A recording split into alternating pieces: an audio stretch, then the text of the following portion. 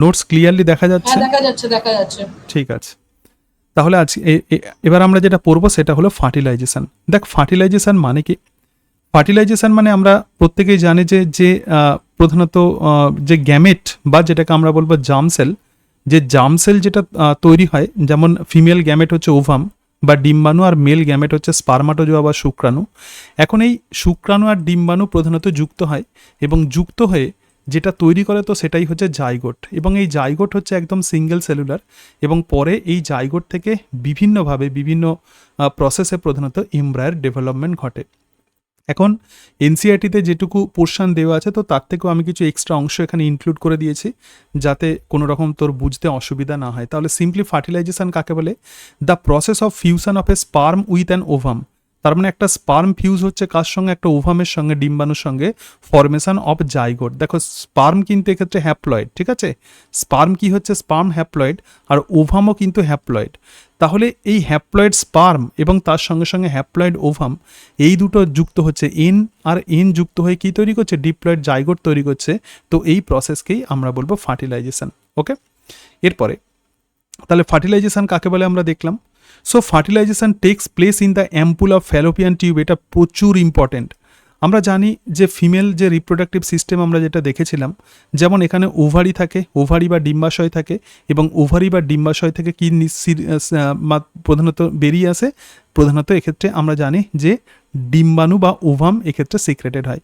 আমরা পড়েছিলাম মেনস্ট্রুয়াল সাইকেলে যে ওভিউলেশন হয়, এবং ওভিউলেশনের ফলে যে ডিম্বাণু যেটা রিলিজড হয়, সেটা এই যে এখানে আমরা দেখতে পাচ্ছি যে ফ্যালোপিয়ান টিউব আছে, এবং ফ্যালোপিয়ান টিউবের যে ফিমব্রি আছে, এই যে পোর্শন আছে ফিমব্রি, এবং এই ফিমব্রি তখন এখানে আন্দোলিত হয়, মানে এটা ভাইব্রেশন হয়, এবং তার ফলে যে ওভাম যেটা সিক্রেটেড হলো সেটা এইভাবে মুভ করে, ঠিক আছে?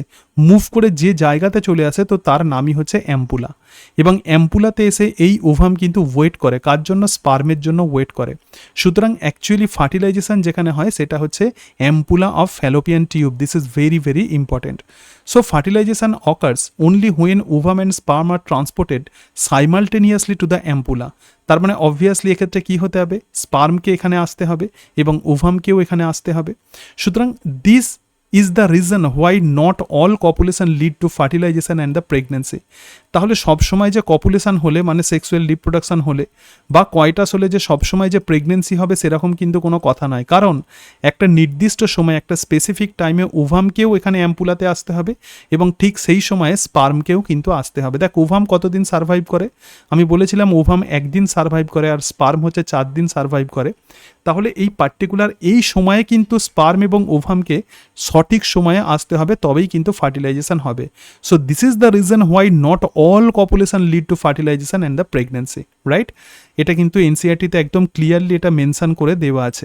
এবার দেখো, এখন ফার্টিলাইজেশন বুঝতে গেলে আগে আমাদেরকে প্রথমে জানতে হবে ওভামের স্ট্রাকচার। এইভাবে ওভামের স্ট্রাকচার কিন্তু এনসিআরটিতে নেই, কিন্তু ফার্টিলাইজেশন বোঝার জন্য এই স্ট্রাকচারগুলো পরপর এই মেমব্রেনগুলো ভালো করে পড়তে হবে। দেখ, প্রথমেই ওভামের বাইরের দিকে যে মেমব্রেনটা থাকে তার নাম হচ্ছে করোনা রেডিয়াটা। একদম বাইরে থেকে, অর্থাৎ স্পার্ম যে ঢুকবে, প্রত্যেকটা মেমব্রেন ভাঙতে ভাঙতে ভাঙতে ভাঙতে স্পার্মাটোজোয়া ঢুকবে। ক্লিয়ার? তাহলে স্পার্মাটোজোয়া প্রথমে কোথায় আসবে? এইভাবে স্পার্মাটোজোয়া প্রথমে করোনা রেডিয়াটাতে আসবে। ফার্টিলাইজেশন মানে হচ্ছে সেই প্রসেস যে প্রসেসে করোনা রেডিয়াটা ভেদ করবে। তারপরে এই করোনা রেডিয়াটার পরে তারপর যেটা আসবে তো তার নাম হচ্ছে জোনা পেলিসুডা। নেক্সট লেয়ার কি থাকবে? জোনা পেলিসিডা, ঠিক আছে? তাহলে প্রথম লেয়ার কি? করোনা রেডিয়াটা, যেটা গ্র্যানিউলোসা সেল দিয়ে তৈরি হয়। আমি বলেছিলাম যে ওভাম যখন ডেভেলপ করছে ফলিকলের মধ্যে, সেখানে দুইটা টাইপের সেল থাকে, একটা থেকাল সেল আর একটা গ্র্যানিউলোসা সেল। তাহলে ওভাম যখন রিলিজড হচ্ছে, কিছু গ্র্যানিউলোসা সেল দিয়ে রিলিজড হচ্ছে, সুতরাং this is called as corona radiata, right? এবং inside this corona radiata another layer you can find, and this is called as zona pellucida, ঠিক আছে? করোনা রেডিয়াটার ভেতরে তাহলে কি থাকবে? CZ। এবং জোনা পেলিসুডার ভেতরে আর একটা মেমব্রেন থাকে, তার নাম হচ্ছে ভাইটেলাইন মেমব্রেন। তার নাম কি? ভাইটেলাইন মেমব্রেন। ভাইটেলাইন কথার মানে হচ্ছে কুসুম, কিন্তু ঘটনা হচ্ছে যে আমাদের যে ওভাম থাকে সেখানে কোনো রকম কুসুম থাকে না, ইয়ক থাকে না, সেই জন্য এটাকে বলে আল-এসিথাল এগ।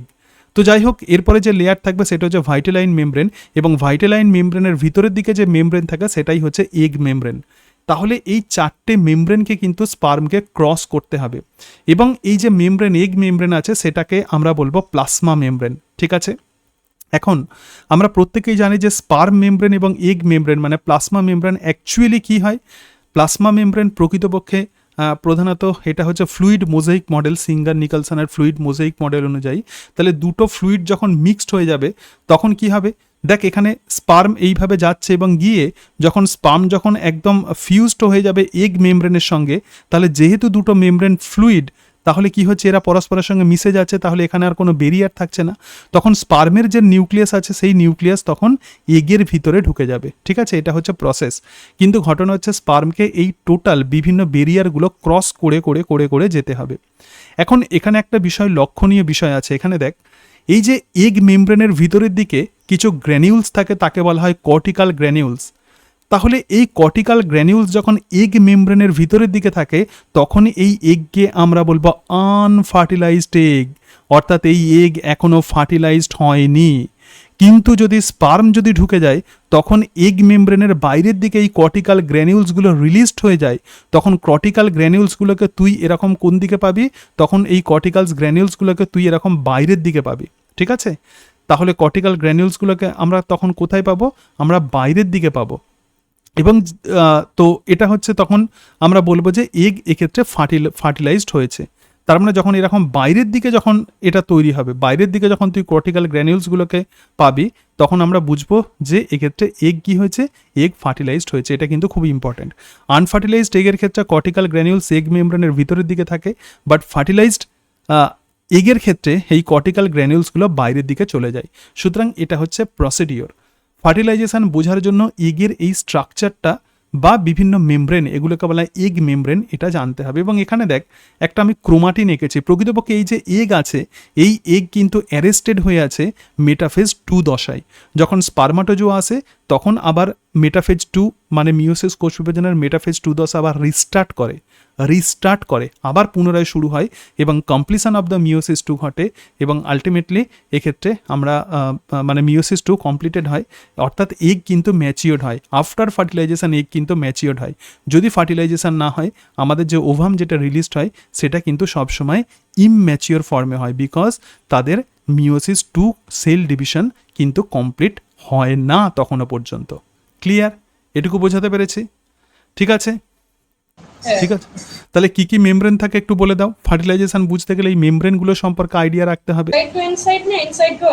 আউটসাইড থেকে ইনসাইডে। প্রথমে তো করোনা রেডিয়েটর থাকে তো, তারপর জোনা পেলুসিডা, হ্যাঁ, তারপরে ভিটেলিন মেমব্রেন, হ্যাঁ, তারপরে যে প্লাজমা মেমব্রেন বা এগ মেমব্রেন। ঠিক আছে। এবার দেখ একটু রেসপন্স করতে হবে, হ্যাঁ ঠিক আছে, নাহলে আমি বুঝতে পারবো। নেটওয়ার্ক ইস্যু হয়ে গেছিল। ঠিক আছে, এবার দেখ তাহলে প্রথমেই যখন আমাদের রিপ্রোডাকশান হচ্ছে during coitus or sexual intercourse যখন হচ্ছে, তো তখন আমরা সেই প্রসেসকে আমরা বলছি insemination. What is insemination? Actually male body থেকে সিমেন ফিমেল বডির মধ্যে প্রবেশ করে। তাহলে ইন মানে হচ্ছে ভিতরে সিমেন চলে যাচ্ছে এবং সিমেনের মধ্যে দেখ 200 থেকে 300 মিলিয়ন স্পার্ম। আমি বলেছিলাম যে সিমেনের মধ্যে কি থাকে, স্পার্মাটোজোয়া থাকে এবং তার সঙ্গে সঙ্গে কিছু প্লাজমা থাকে যেটাকে আমরা বলবো সেমিনাল ফ্লুইড। 200 থেকে 300 million sperm discharged in the vagina এবং তারপরে স্পার্ম সুইম র্যাপিডলি। তারপরে স্পার্ম কি করে, র্যাপিডলি সুইম করে এবং কিভাবে মুভ করবে, এই যে মুভমেন্টের পাথওয়েটা দেখ, ফিমেল রিপ্রোডাক্টিভ সিস্টেমে এই মুভমেন্ট পাথওয়েটা আমাদেরকে দেখতে হবে। ঠিক আছে, তাহলে ভ্যাজাইনা থেকে প্রথমে সার্ভিক্সে যাবে, সার্ভিক্স থেকে ইউটেরাসে যাবে, জরায়ুতে যাবে, জরায়ু থেকে ফাইনালি রিচ দ্য অ্যাম্পুলা এবং অ্যাম্পুলার মধ্যেই কিন্তু ফার্টিলাইজেশন হয়। কিন্তু যে 200 থেকে 300 মিলিয়ন স্পার্ম এখানে রিলিজড হলো, কেবলমাত্র 200 থেকে 300টা স্পার্ম, অনলি কতগুলো, 200 থেকে 300টা স্পার্ম, এখানে মিলিয়ন স্পার্ম রিলিজড হয়েছিল, বাট অনলি 200 থেকে 300 স্পার্ম এখানে অ্যাম্পুলাতে রিচ করে। Within 5 minutes from the vagina থেকে 5 মিনিটের মধ্যে sperm enter into the fallopian tube. এই যে টোটাল যে প্রসেস, তো এটাকে আমরা বলবো ইনসেমিনেশন। এটাকে কি বলা হয়, এটাকে বলা হয় ইনসেমিনেশন। এই যে স্পার্ম কাউন্টটা কিন্তু আমাদেরকে জানতে হবে। ঠিক আছে, দেখ এখানে এনসিআরটির একটু ছবিটা আমরা অ্যানালাইসিস করে নিই। একদম বাইরের দিকে যে লেয়ারটা আছে তো সেটাই হচ্ছে এগের, সেটা হলো করোনা রেডিয়াটা, এবং করোনা রেডিয়াটার পরে যে এখানে যেটা দিয়েছে সেটা হচ্ছে জোনা পেলিসুডা, ভাইটেলাইন মেমব্রেন। তারপর দেখ এখানে ভাইটেলাইন মেমব্রেন অত ক্লিয়ারলি ডিমার্কেশন নেই, কিন্তু আমার ছবিতে আমি ক্লিয়ারলি ডিমার্ক করে দিয়েছি। তারপরে যে মেমব্রেন আছে সেটা হচ্ছে এগ মেমব্রেন, আর এটাই হচ্ছে ওভাম। ওভাম মানেই হচ্ছে এগ। তাহলে দেখ 200 থেকে 300টা স্পার্মের মধ্যে একটা স্পার্ম এখানে অ্যাটাচড হয়ে আছে, একটা আর একটা টার্গেট করছে এগের মধ্যে ঢোকার, আর একটা স্পার্ম অলরেডি এখানে অ্যাটাচড হয়ে আছে, ঠিক আছে। সুতরাং এরকমভাবে এগকে পুরো ডিফারেন্ট টাইপের স্পার্ম কভার করে ফেলছে। তাহলে ovum surrounded by few sperm, এই যে ওভাম বা ডিম্বাণু যেটাকে আমরা এগ বলবো, সেটা ডিফারেন্ট স্পার্ম দিয়ে কভার হয়ে যাচ্ছে। কিন্তু এই সমস্ত স্পার্মের মধ্যে যে কোনো একটা স্পার্ম ফাস্টেস্ট মুভ করবে, ঠিক আছে, আমরা পরে আসছি সেটা। ক্লিয়ার? ছবিটাকে অ্যানালাইসিস করে দিলাম। এবার দেখো এনসিআরটির প্রত্যেকটা ছবি কিন্তু ভালো করে বুঝতে হবে। দেখ এখানে আমরা যে এগ দেখছি, এগের মধ্যে ডিফারেন্ট টাইপের মেমব্রেন আছে। তার সঙ্গে সঙ্গে দেখ এই যে স্পার্ম যেটা ক্রস করছে প্রথমে করোনা রেডিয়াটা, এখানে করোনা রেডিয়াটাতে টাচ করেছে, এই স্পার্ম আবার এখানে ঢুকে গেছে, কিন্তু এই স্পার্মটা কি করেছে, তার নিউক্লিয়াসকে একদম এগের ভিতরে ঢুকিয়ে দিয়েছে, মানে এই যে টোটাল বডিকে ঢুকিয়ে দিয়েছে। এবং তারপরে কি হচ্ছে, তারপরে স্পার্মের যে নিউক্লিয়াস আছে সেটা এগ নিউক্লিয়াসের সঙ্গে যুক্ত হচ্ছে, ইত্যাদি এই সমস্ত ঘটনাগুলো ঘটছে। ডিফারেন্ট টাইপের জাইগোট তৈরি হচ্ছে, এখানে জাইগোটের আবার ডিভিশন হচ্ছে যেটাকে আমরা বলবো ক্লিভেজ। তারপরে এখান থেকে মরুলা তৈরি হচ্ছে, মরুলা থেকে ব্লাস্টুলা ইত্যাদি তৈরি হচ্ছে, এবং এই ব্লাস্টুলা প্রধানত ইমপ্ল্যান্টেড হয়ে যাবে যেখানে, তো সেটাই হচ্ছে ইউটেরাস। তাহলে দেখ এটা ওভারি আছে, এবং ওভারি থেকে এখানে আমরা ওভামকে ডিসচার্জ হতে দেখছি। এখানে সিঙ্গেল ওভাম নয়, কিন্তু ওভামের বাইরের দিকে কিছু গ্র্যানিউলোসা সেলও থাকে। তারপরে দেখ এই যে ফ্যালোপিয়ান টিউবের অ্যাম্পুলাতে কি হচ্ছে, ফার্টিলাইজেশন হচ্ছে, স্পার্মাটোজো এখানে চলে আসছে। এরপরে কি হচ্ছে, যে জাইগোট তৈরি হচ্ছে সেটা এইভাবে মুভ করছে, তার ডিভিশন হচ্ছে, ডিভিশন হতে হতে হতে হতে এটা দেখ একদম জরায়ুতে চলে আসছে, ইউটেরাসে চলে আসছে, এবং আলটিমেটলি এটা ব্লাস্টোসিস্টে পরিণত হচ্ছে, ব্লাস্টুলাতে পরিণত হচ্ছে, এবং এই ব্লাস্টুলাই প্রধানত ইউটেরাসের মধ্যে ইমপ্ল্যান্টেড হয়ে যায়। ইমপ্ল্যান্টেশন মানে কি, ইউটেরাইন বেডের মধ্যে এটা ইমপ্ল্যান্টেড হয়ে যায়, মানে পুঁতে যাচ্ছে, ঠিক আছে। সুতরাং এই যে ডিফারেন্ট টাইপের স্টেজগুলো আমাদেরকে পড়তে হবে। ক্লিয়ার? এখানে দেখ বলছে transport of the ovum, fertilisation and the passage of growing embryo through the fallopian tube. কীভাবে ফ্যালোপিয়ান টিউবের মধ্যে এটা মুভ করছে আমরা দেখে নিলাম। তো যাই হোক, আমরা এখানে দেখেছিলাম যে ইনসেমিনেশন হয়, এবং ইনসেমিনেশনের পরে এখানে আরও একটা টার্ম আছে, সেটা হচ্ছে ক্যাপাসাইটেশন। ভালো করে দেখ, বলছে during staying in the epididymis, যখন স্পার্ম যখন এপিডিডাইমিসে থাকে, দেখ তুই যদি স্পার্মকে যদি খুঁজতে যাস টেস্টিসে যতটা না পাবি, এপিডিডাইমিসে তার থেকে বেশি পাবি। এপিডিডাইমিস কি, এই যে টেস্টিস আছে এবং টেস্টিসের ওপরে যে এরকম একটা আমরা দেখেছিলাম একটা টিউব আছে, সো সেটাই হচ্ছে এপিডিডাইমিস, ঠিক আছে। তাহলে স্পার্ম কোথায় ঢুকে থাকবে, এপিডিডাইমিসে ঢুকে থাকবে, এবং যখন সে এপিডিডাইমিসে থাকে, a cholesterol and the glycoprotein rich membrane is synthesized in front of the acrosome of the sperm. আমরা দেখেছিলাম যে স্পার্মের যে নিউক্লিয়াস ছিল, এবং সেই নিউক্লিয়াসের সামনের দিকে একটা অ্যাক্রোসোম ক্যাপ ছিল, এবং সেই অ্যাক্রোসোম ক্যাপের সামনের দিকে কোলেস্টেরল এবং গ্লাইকোপ্রোটিন নির্মিত একটা মেমব্রেন এখানে সিনথেসাইজড হয়। So acrosomal enzyme not released into the vagina cervix and the uterus. দেখ ভ্যাজাইনা সার্ভিক্স এবং ইউটেরাস এই অ্যাক্রোসোমাল এনজাইমগুলো যদি কোনোভাবে রিলিজড হয়ে যায়, তাহলে এখানকার অর্গ্যানগুলো ড্যামেজ হতে পারে। তো সেই কারণের জন্যই বাইরের দিকে ওরকম একটা কোলেস্টেরল এবং গ্লাইকোপ্রোটিন একটা কোট লাগিয়ে দিয়েছে কেউ। তারপরে দেখ এখন নাও ইন অ্যাম্পুলার মধ্যে কি হবে, removal of the cholesterol and the glycoprotein occurs. তাহলে কোলেস্টেরল এবং গ্লাইকোপ্রোটিন এক্ষেত্রে রিমুভ হয়ে যাবে, অর্থাৎ অ্যাক্রোসোমের সামনের দিকে যে কোলেস্টেরল এবং গ্লাইকোপ্রোটিন যে মেমব্রেন ছিল, অ্যাম্পুলার মধ্যে কোন জায়গাতে, অ্যাম্পুলার মধ্যে ক্যাপাসাইটেশন কোথায় ঘটছে, অ্যাম্পুলার মধ্যে। ক্যাপাসাইটেশন মানে কি, স্পার্মের activation. So removal of the cholesterol এবং glycoprotein occurs, calcium enters into the sperm, তখন ক্যালসিয়াম স্পার্মের মধ্যে এন্টার করবে। So fast movement of the tail, তখন টেল বা লেজের তখন ফাস্ট মুভমেন্ট ঘটবে যখনই ক্যালসিয়াম ঢুকবে। So this sperm is capable of fertilization called the capacitated sperm able to fertilize the ovum. তার মানে এখানে আবার ছবিতে দেখ, ছবিতে আমি এঁকে দিয়েছি, এই যে এখানে স্পার্ম আমরা দেখতে পাচ্ছি, এবং স্পার্মের নিউক্লিয়াস এবং অ্যাক্রোজোম, এবং অ্যাক্রোজোমের সামনের দিকে কি আছে, কোলেস্টেরল এবং গ্লাইকোপ্রোটিন রিচ আমরা মেমব্রেন দেখতে পাচ্ছি, ঠিক আছে। এবং যখন অ্যাম্পুলার মধ্যে চলে আসে, তখন এই ক্যালসিয়াম এর মধ্যে ঢুকে যায়, এবং কোলেস্টেরল এবং এই গ্লাইকোপ্রোটিন রিচ মেমব্রেন আর এখানে থাকছে না।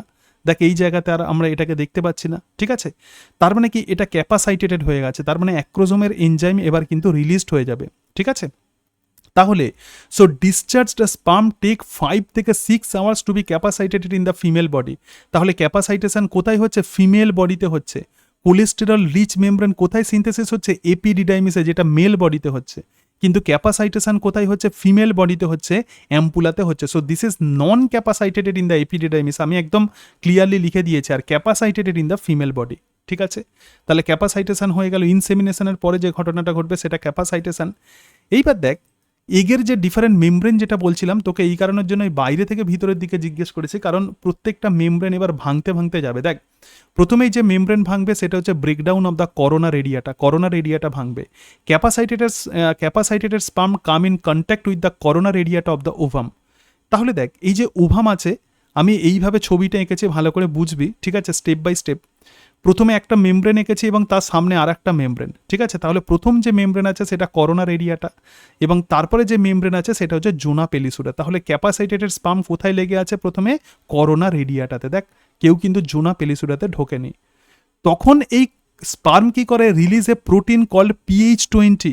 তখন এই স্পার্ম একটা প্রোটিনকে রিলিজ করে, তার নাম হচ্ছে PH20। এটা কিন্তু তোদের এনসিআরটিতে মেনশন করা নেই, এবং এটাকে আমরা বলবো করোনা পেনিট্রেটিং এনজাইম, বা এটাকে আমরা বলবো CPE, করোনা পেনিট্রেটিং এনজাইম। তাহলে স্পার্ম প্রথমেই একটা এনজাইম রিলিজ করে যার নাম হচ্ছে corona penetrating enzyme, which is also known as PH20 and which causes breakdown of this corona radiata, right? So this will cause breakdown of corona radiata. তাহলে প্রথম corona রেডিয়াটা এখানে ব্রেকডাউন হয়ে গেল। ব্রেকডাউন হয়ে যাওয়ার পরে এবার কি হবে? অ্যাক্রোজোমাল রিয়াকশান। ভালো করে দেখ, করোনা রেডিয়াটার পরেই যে মেমব্রেনটা থাকবে, আমি কি বলেছিলাম? একটা একটা করে মেমব্রেন এঁকেছে। করোনা রেডিয়াটার ফাংশন শেষ হয়ে গেছে, তাহলে করোনা রেডিয়াটার ভিতরের দিকে কোন মেমব্রেন থাকবে? যে মেমব্রেন থাকবে সেটা হচ্ছে জোনা পেলিসুডা। জোনা পেলিসুডা মেমব্রেনে একটা রিসেপ্টর থাকে, তার নাম হচ্ছে ZP3। কি রিসেপ্টর থাকবে? ZP3, জোনা পেলিসুডা 3। তাহলে এই রিসেপ্টর এমন থাকে, গ্রাহকটা এমন থাকে যেটা স্পার্ম হেডের সঙ্গে যুক্ত হয়ে যায়। ঠিক আছে, তাহলে জোনা পেলিসুডার ভেতরে কোন মেমব্রেন থাকে? Vitelline membrane. তাহলে দেখ, এখানে জোনা পেলিসুডার সঙ্গে স্পার্ম হেড যখন রিলিজড হয়ে যাবে, তখন স্পার্ম এবার কি হবে? অ্যাক্টিভেটেড হয়ে যাবে, এবং স্পার্মের সামনের দিকে যে অ্যাক্রোজোম যেটা ছিল, সেই অ্যাক্রোজোম এবার কি করছে? অ্যাক্রোজোমাল এনজাইমগুলোকে রিলিজ করছে। দেখ, অ্যাক্রোজোমাল এনজাইমগুলোকে রিলিজ করছে। যদি অ্যাক্রোজোমাল এনজাইম রিলিজড হয় তাহলে কি হবে? তার সামনে যে মেমব্রেন আছে zona pellucida, so this will be broken down. এই জোনা পেলিসুডা তখন ব্রেকডাউন করবে, এবং তার ফলে সামনে তার যে মেমব্রেন থাকবে, তো সেটাই হচ্ছে ভাইটালাইন মেমব্রেন। এবং এই যে ঘটনা, এটাকে আমরা বলবো অ্যাক্রোজোমাল রিয়াকশান। প্রচুর important. Now sperm binds with the zona pellucida. এবার স্পার্ম জোনা পেলিসুডার সঙ্গে যুক্ত হবে। Zona pellucida has the receptor of the sperm binding protein called the ZP3। ZP3 plus sperm head membrane. ZP3 এবার কি হবে? Sperm head মেমব্রেনের সঙ্গে যখন যুক্ত হচ্ছে, calcium enters into the sperm. তখন ক্যালসিয়াম স্পার্মের সঙ্গে যুক্ত হবে, এবং ক্যালসিয়াম ফিউজড উইথ অ্যাক্রোজোম। দেখ, আমাদের শরীরের যে কোনো কিছু যখন ডিগ্র্যানিউলেশন হয়, গ্র্যানিউলস বা দানার মধ্যে বিভিন্ন কেমিক্যালস থাকে, তার সঙ্গে যখন ক্যালসিয়াম যখন যুক্ত হয়, তখন সেই মেটেরিয়ালসগুলো কিন্তু রিলিজড হয়। ঠিক আছে, তার মানে এখানে আমরা যেটা দেখতে পাচ্ছি যে অ্যাক্রোজোমের কন্টেন্টগুলোকে রিলিজ হতে গেলে অবশ্যই স্পার্মের মধ্যে ক্যালসিয়াম ঢুকতে হবে, এবং calcium fused with the acrosome, অ্যাক্রোজোমের সঙ্গে ফিউজড হয়ে যায় এবং রিলিজ অ্যাক্রোজোমাল এনজাইম। তখন অ্যাক্রোজোমাল এনজাইম কী হবে? রিলিজড হবে। এবং এই অ্যাক্রোজোমাল এনজাইমের মধ্যে কী কী থাকে? দেখ, জোনালাইসিস। কী কী থাকবে? Zonalysis. Zonalysis make the single pore in the zona পেলিসুডা।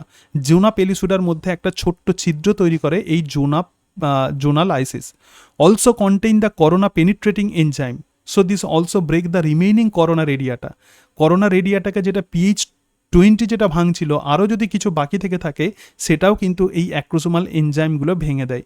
এবং থাকে hyaluronic acid, break the cementing substance of the corona radiata. Corona radiata একদম এগিয়ে ভালোভাবে কভারিং করে রেখে দেয়। ঠিক আছে, যাতে কোনোভাবে বাইরের কোনো আঘাত ইত্যাদি থেকে সে প্রোটেক্ট করে রেখে দেয়। সুতরাং হাইলিউরোনিক অ্যাসিড কিন্তু cementing substance of the corona রেডিয়াটাকে ব্রেকডাউন করে। ক্লিয়ার? তাহলে এটুকু আমরা বুঝে গেলাম। আচ্ছা, এবার দেখো, acrosomal enzyme also make pore in the vitelline membrane. এই অ্যাক্রোজোমাল এনজাইম জোনা পেলিসুডার পরে কি মেমব্রেন থাকে? Vitelline membrane. সেটা কিন্তু ভাইটালাইন মেমব্রেনকেও কিন্তু একটা ছিদ্র তৈরি করে। So sperm touch the plasma membrane of the secondary oocyte. তাহলে কি হবে? আলটিমেটলি স্পার্মের কাছে টার্গেট চলে আসবে কে? Plasma membrane of secondary oocyte. তাহলে করোনা রেডিয়াটা ভাঙলো, জোনা পেলিসুডা ভাঙলো, তারপরে কি ভাঙলো? ভাইটালাইন মেমব্রেন ভাঙলো, এবং ভাইটালাইন মেমব্রেনের সামনে কি হবে? Plasma membrane of secondary oocyte. Secretion of the acrosome help the sperm enter into the cytoplasm of the ovum, তখন স্পার্ম কী হবে, ওভামের সাইটোপ্লাজমে ঢুকে যাবে through the zona pellucida and the plasma membrane. As the sperm touches the plasma membrane of the secondary oocyte, যখনই, এখানে একটা মাথায় রাখবে, একটাই স্পার্ম কিন্তু এটাকে কিন্তু টাচ করতে পারে। দেখ, আমরা যখন কোনো রেস যখন হয়, কোনো দৌড় যখন হয়, কেউ না কেউ ফার্স্ট হয়, তাহলে 200 থেকে 300টা স্পার্ম প্রধানত মুভ করছে কিসের জন্য, ওভামের মেমব্রেনের সঙ্গে যুক্ত হওয়ার জন্য। কিন্তু সবাই যে দৌড়ে ফার্স্ট হবে সেরকম নয়, যে ফার্স্ট হবে, একজনই ফার্স্ট হবে, সে যখনই টাচ করবে, যখনই একটা সিঙ্গেল স্পার্ম যখন প্লাজমা মেমব্রেনকে যখন টাচ করবে, তখন কি হবে, secondary oocyte completes is second meiotic division and from the large ovum or ootid and the small second polar body, তখন কিন্তু সেকেন্ড মিওটিক ডিভিশন কমপ্লিট হচ্ছে। এবং সেকেন্ড মিওটিক ডিভিশন কমপ্লিট হলে আমরা জানি দুটো আনইকুয়াল সেল তৈরি হয়, একটা লার্জ ওভাম অর দ্য উটিড, আর একটা হলো ছোট্ট পোলার বডি। ছবিটাকে একটুখানি দেখে নাও কেমন হবে। দেখ, স্পার্মের মেমব্রেন কি হয়েছে, এগ মেমব্রেনের সঙ্গে যুক্ত হয়ে গেছে, এবং তার ফলে যেটাকে আমরা সেকেন্ডারি উসাইট বলছিলাম, সেই সেকেন্ডারি উসাইট একদম ম্যাচিওর ওভামে পরিণত হয়, আর এখানে সেকেন্ড পোলার বডি কিন্তু থাকে। ঠিক আছে, এবার দেখো, fusion of the sperm membrane and the egg membrane, fusion of sperm membrane with the egg membrane, the plasma membrane of the ovum form a cone of reception call the fertilization cone. তার মানে কি, এই যে ওভামের যে plasma membrane আছে, এরকম একটা কোন লাইক স্ট্রাকচার তৈরি করে, এবং যেই কোন লাইক স্ট্রাকচারের সঙ্গে স্পার্মের মেমব্রেন এক্ষেত্রে ফিউজড হয়ে যায়, এবং এটাকেই আমরা বলছি ফার্টিলাইজেশন কোন। ঠিক আছে, তাহলে এটাকেই আমরা কি বলবো, ফার্টিলাইজেশন কোন। এখন ঘটনা হচ্ছে যে আরও কিছু স্পার্ম আছে যারা টার্গেট করছে এগ মেমব্রেনের সঙ্গে যুক্ত হওয়ার, তো সেটা যাতে না হয়, তো সেই কারণের জন্য একটা ঘটনা ঘটে, তো তার নাম হচ্ছে প্রিভেনশন অফ পলিস্পার্মি। মানে একটা এগকে যাতে অনেকগুলো স্পার্ম যাতে ফার্টিলাইজ করতে না পারে। যদি অনেকগুলো স্পার্ম যদি একটা এগকে ফার্টিলাইজ করে, আমরা জানি যে আমাদের সেলেতে প্রধানত ক্রোমোজোমগুলো ডিপ্লয়েড সেটে থাকে। এবার ধর 3টে স্পার্ম চলে এলো, 2টো স্পার্ম চলে গেল, তাহলে সেলেতে ক্রোমোজোম সংখ্যা কী হবে, ট্রিপ্লয়েড হয়ে যাবে। এরকম কিন্তু হলে হবে না, এরকম অ্যাবনর্মালিটি কিন্তু থাকলে হবে না। তাহলে এই প্রিভেনশন অফ পলিস্পার্মি অবশ্যই হতে হবে। তাহলে এগ মেমব্রেন আর স্পার্ম মেমব্রেন যখন ফিউজড হয়ে যাচ্ছে, ইনডিউসেস চেঞ্জেস ইন দ্য মেমব্রেন, তখন এগ মেমব্রেনের মধ্যে একটা চেঞ্জ হয়, that block the entry of the additional sperm. তখন এটা কি করছে, অ্যাডিশনাল স্পার্ম যাতে এন্ট্রি না নিতে পারে, তো সেই কাজে হেল্প করছে। সো ইট এনসিওর, এটা সুনিশ্চিত করে, that only one sperm can fertilise an ovum. তো এই যে ঘটনা, এটাকেই আমরা বলবো প্রিভেনশন অফ পলিস্পার্মি। কিন্তু এই প্রিভেনশন অফ পলিস্পার্মি দুইভাবে হয়, একটা হচ্ছে ফাস্ট ব্লক, মানে খুব দ্রুত হয়, মেথড 1, এবং আর একটা হচ্ছে স্লো ব্লক। ঠিক আছে, তাহলে প্রথমে আমরা যেটা দেখবো সেটা হচ্ছে ফাস্ট ব্লক। ভালো করে দেখ, ফার্স্ট ব্লক অফ পলিস্পার্মি, ঠিক আছে, এফএএসটি, ঠিক আছে, নট এফআইআরএসটি। বলছে inside the egg membrane, egg মেমব্রেনের ভিতরের দিকটা সবসময় নেগেটিভ থাকে আর বাইরের দিকটা পজিটিভ থাকে, এটা সমস্ত সেলের কিন্তু এটা ক্যারেক্টারিস্টিক ফিচার্স। ভিতরের দিকটা প্লাজমা মেমব্রেনের ভিতরের দিকটা নেগেটিভ, বাইরের দিকটা positive. So this is called resting membrane potential. As the sperm contact with the egg membrane, এবার এখানে দেখ স্পার্ম আসছে এবং স্পার্ম এবার কি হচ্ছে, এগ মেমব্রেনের সঙ্গে কন্ট্যাক্ট হয়ে যাচ্ছে, তখন এই ঘটনাটা রিভার্স হয়ে যায়। অর্থাৎ প্লাজমা মেমব্রেনের ভিতরের দিকটা তখন পজিটিভ হয়ে যায়, আর বাইরের দিকটা তখন কি হয়ে যাচ্ছে, নেগেটিভ হয়ে যাচ্ছে। আগে কি ছিল, প্লাজমা মেমব্রেনের ভিতরের দিকটা নেগেটিভ, বাইরের দিকটা পজিটিভ, কিন্তু after touching of sperm membrane with egg membrane, এবার ভিতরের দিকটা কি হয়ে যাচ্ছে, এগ মেমব্রেনের পজিটিভ, আর বাইরের দিকটা নেগেটিভ। ঠিক আছে, Na plus voltage gated channel open, so Na plus enters into the egg. যাক, একটা সেলের ভিতরটা কখন পজিটিভ হবে মেমব্রেনের, যখন Na প্লাস এন্ট্রি নেবে। এটা প্রচুর ইম্পর্টেন্ট, পরীক্ষাতে প্রচুর কোয়েশ্চেন্স দেয়। তাহলে এই রেস্টিং মেমব্রেন পোটেন্সিয়াল কখন চেঞ্জ হবে, যখন সেলের মধ্যে Na প্লাস এন্ট্রি নেবে। এটা যেমন নিউরনসের ক্ষেত্রে হয়, এটা কিন্তু এগের ক্ষেত্রেও হয়। সো মেমব্রেন ডিপোলারাইজ, এবং মেমব্রেন তখন ডিপোলারাইজ হবে, and it repel the other sperm. কেন আদার স্পার্মকে কেন রিপেল করছে, ঠিক আছে, কারণ এই যে স্পার্ম আছে, স্পার্মের তখন বাইরের দিকটা প্রধানত নেগেটিভ থাকে, সুতরাং এই নেগেটিভ হওয়ার জন্য অন্যান্য স্পার্ম এক্ষেত্রে রিপেল হয়ে যায়। ঠিক আছে, মানে বিকর্ষিত হয়ে যায়। ঠিক আছে, তো এই যে প্রসেস ডিপোলারাইজেশনের সাহায্যে একাধিক স্পার্মকে এগ আসতে বাধা দিচ্ছে, তো এই প্রসেসকে আমরা বলবো ফাস্ট ব্লক। আর তাহলে স্লো ব্লক অফ পলিস্পার্মি কি, তো তাকে বলা হয় কর্টিক্যাল রিয়াকশন। ভালো করে দেখে এখানে কর্টিক্যাল রিয়াকশন, যখন ভাইটেলাইন মেমব্রেন, এটা ভাইটেলাইন মেমব্রেন আর এটা হচ্ছে প্লাজমা মেমব্রেন বা এগ মেমব্রেন, তো ভাইটেলাইন মেমব্রেন ক্রস করে যখন এখানে স্পার্মের মেমব্রেন যখন প্লাজমা মেমব্রেনকে টাচ করছে, তখন কি হয়, তখন Na প্লাস তখন এগের মধ্যে ঢুকে যাচ্ছে এবং এগের মধ্যে যে স্মুথ এন্ডোপ্লাজমিক রেটিকুলাম আছে যেটা ক্যালসিয়াম স্টোরেজ অর্গানেল হিসেবে কাজ করে, সে তখন ক্যালসিয়ামকে রিলিজ করছে। যখনই ক্যালসিয়াম রিলিজ করে, আমি কি বলেছিলাম, যে কোনো গ্র্যানিউলসের ডিগ্র্যানিউলেশন হবে কিসে, যদি ক্যালসিয়ামের পরিমাণ যদি বেড়ে যায়, তাহলে স্মুথ এন্ডোপ্লাজমিক রেটিকুলাম থেকে ক্যালসিয়াম রিলিজড হয়ে যাচ্ছে এবং this calcium binds with this cortical granules, এবং তার ফলে কি হচ্ছে, কর্টিক্যাল গ্র্যানিউলস রাপচার করছে কোথায়, প্লাজমা মেমব্রেন আর ভাইটালাইন মেমব্রেনের মাঝখানে যে পেরিভাইটালাইন স্পেস আছে, তো সেখানে এরা এসে চলে আসছে। দেখ আমি কি বলেছিলাম, বিফোর ফার্টিলাইজেশন কর্টিক্যাল গ্র্যানিউলস কোথায় থাকবে, প্লাজমা মেমব্রেনের ভিতরে, বাট আফটার ফার্টিলাইজেশন কোথায় চলে আসবে, বাইরের দিকে এর বিভিন্ন মেটেরিয়ালস, এবং তার ফলে সেটা ভাইটালাইন মেমব্রেনকে শক্ত করে দিচ্ছে, কারণ তার বাইরে একটা কভারিং তৈরি হয়ে যাচ্ছে প্লাজমা মেমব্রেনের। ভাইটালাইন মেমব্রেনের ভিতরে প্লাজমা মেমব্রেনের বাইরে একটা কভারিং তৈরি হয়ে যাচ্ছে এবং তার ফলে একটাই স্পার্ম কিন্তু টাচ করছে, এবং এই যে স্পার্ম আছে আমি তীর চিহ্ন দিয়ে দেখিয়ে দিয়েছি, এই স্পার্মটা কিন্তু এগ মেমব্রেনকে টাচ করছে, কিন্তু বাকি যে স্পার্মগুলো সব কিন্তু বাইরে আছে। ভালো করে দেখ, ঠিক আছে, ভাইটালাইন মেমব্রেন আর ক্রস করে তারা কিন্তু এগ মেমব্রেনের কাছে যেতে পারছে না। তো এই যে প্রসেস, এটাকেই আমরা বলবো cortical reaction, and this is called a slow block. তাহলে অ্যাক্রোজোমাল রিয়াকশন আর cortical reaction totally different. Acrosomal reaction মানে স্পার্মের যে অ্যাক্রোজোম যে ক্যাপ আছে সেখান থেকে যখন এনজাইম রিলিজড হয় এবং তার ফলে জোনা পেলিসুডা ব্রেকডাউন করছে, তো সেটাই হচ্ছে অ্যাক্রোজোমাল রিয়াকশন। আর কর্টিক্যাল রিয়াকশন তাহলে কি, প্রিভেনশন অফ পলিস্পার্মি। দেখ Na+ signal ACR of the ovum to release calcium. Calcium binds with the cortical granules present inside the egg membrane. Cortical granules now reach the perivitaline space between the vitaline membrane and the egg membrane and harden the vitaline membrane, so no other sperm can reach plasma membrane. So this is called as slow block of polyspermy. এবার যে ঘটনাটা ঘটবে সেটা হচ্ছে amphimixis. This is the last stage. দেখ, chromosome of the ovum assume shape of the nucleus call the female pronucleus. দেখ এখানে আমরা কি দেখছি, যে একটা ফার্টিলাইজেশন কোন তৈরি হচ্ছে এবং এখানে প্রধানত এগ, এটা এটা এখানে আমরা দেখতে পাচ্ছি যে এগের নিউক্লিয়াস আছে আর এটা হচ্ছে স্পার্মের নিউক্লিয়াস আছে। So chromosome of the ovum assume shape of the nucleus. দেখ প্রথমে আগে এটা ক্রোমাটিন ফর্মে ছিল, আমরা দেখেছিলাম। এবার এই যে ওভামের এবার নিউক্লিয়াস, মানে এই যে ক্রোমাটিন এবার নিউক্লিয়াসের মতো শেপ পেয়ে গেল। এবং দেখো হেড অফ দ্য স্পার্মাটোজোয়ার হেড কি হচ্ছে, separate from the middle piece and the tail. আমরা কি দেখেছিলাম, স্পার্মের মধ্যে কি থাকবে, হেড থাকবে, মিডল পিস থাকবে, হেড থাকবে, নেক থাকবে, মিডল পিস থাকবে, টেল থাকবে। তাহলে হেড এটা সেপারেটেড হয়ে যাচ্ছে মিডল পিস এবং টেল থেকে এবং transform itself into the male প্রোনিউক্লিয়াস।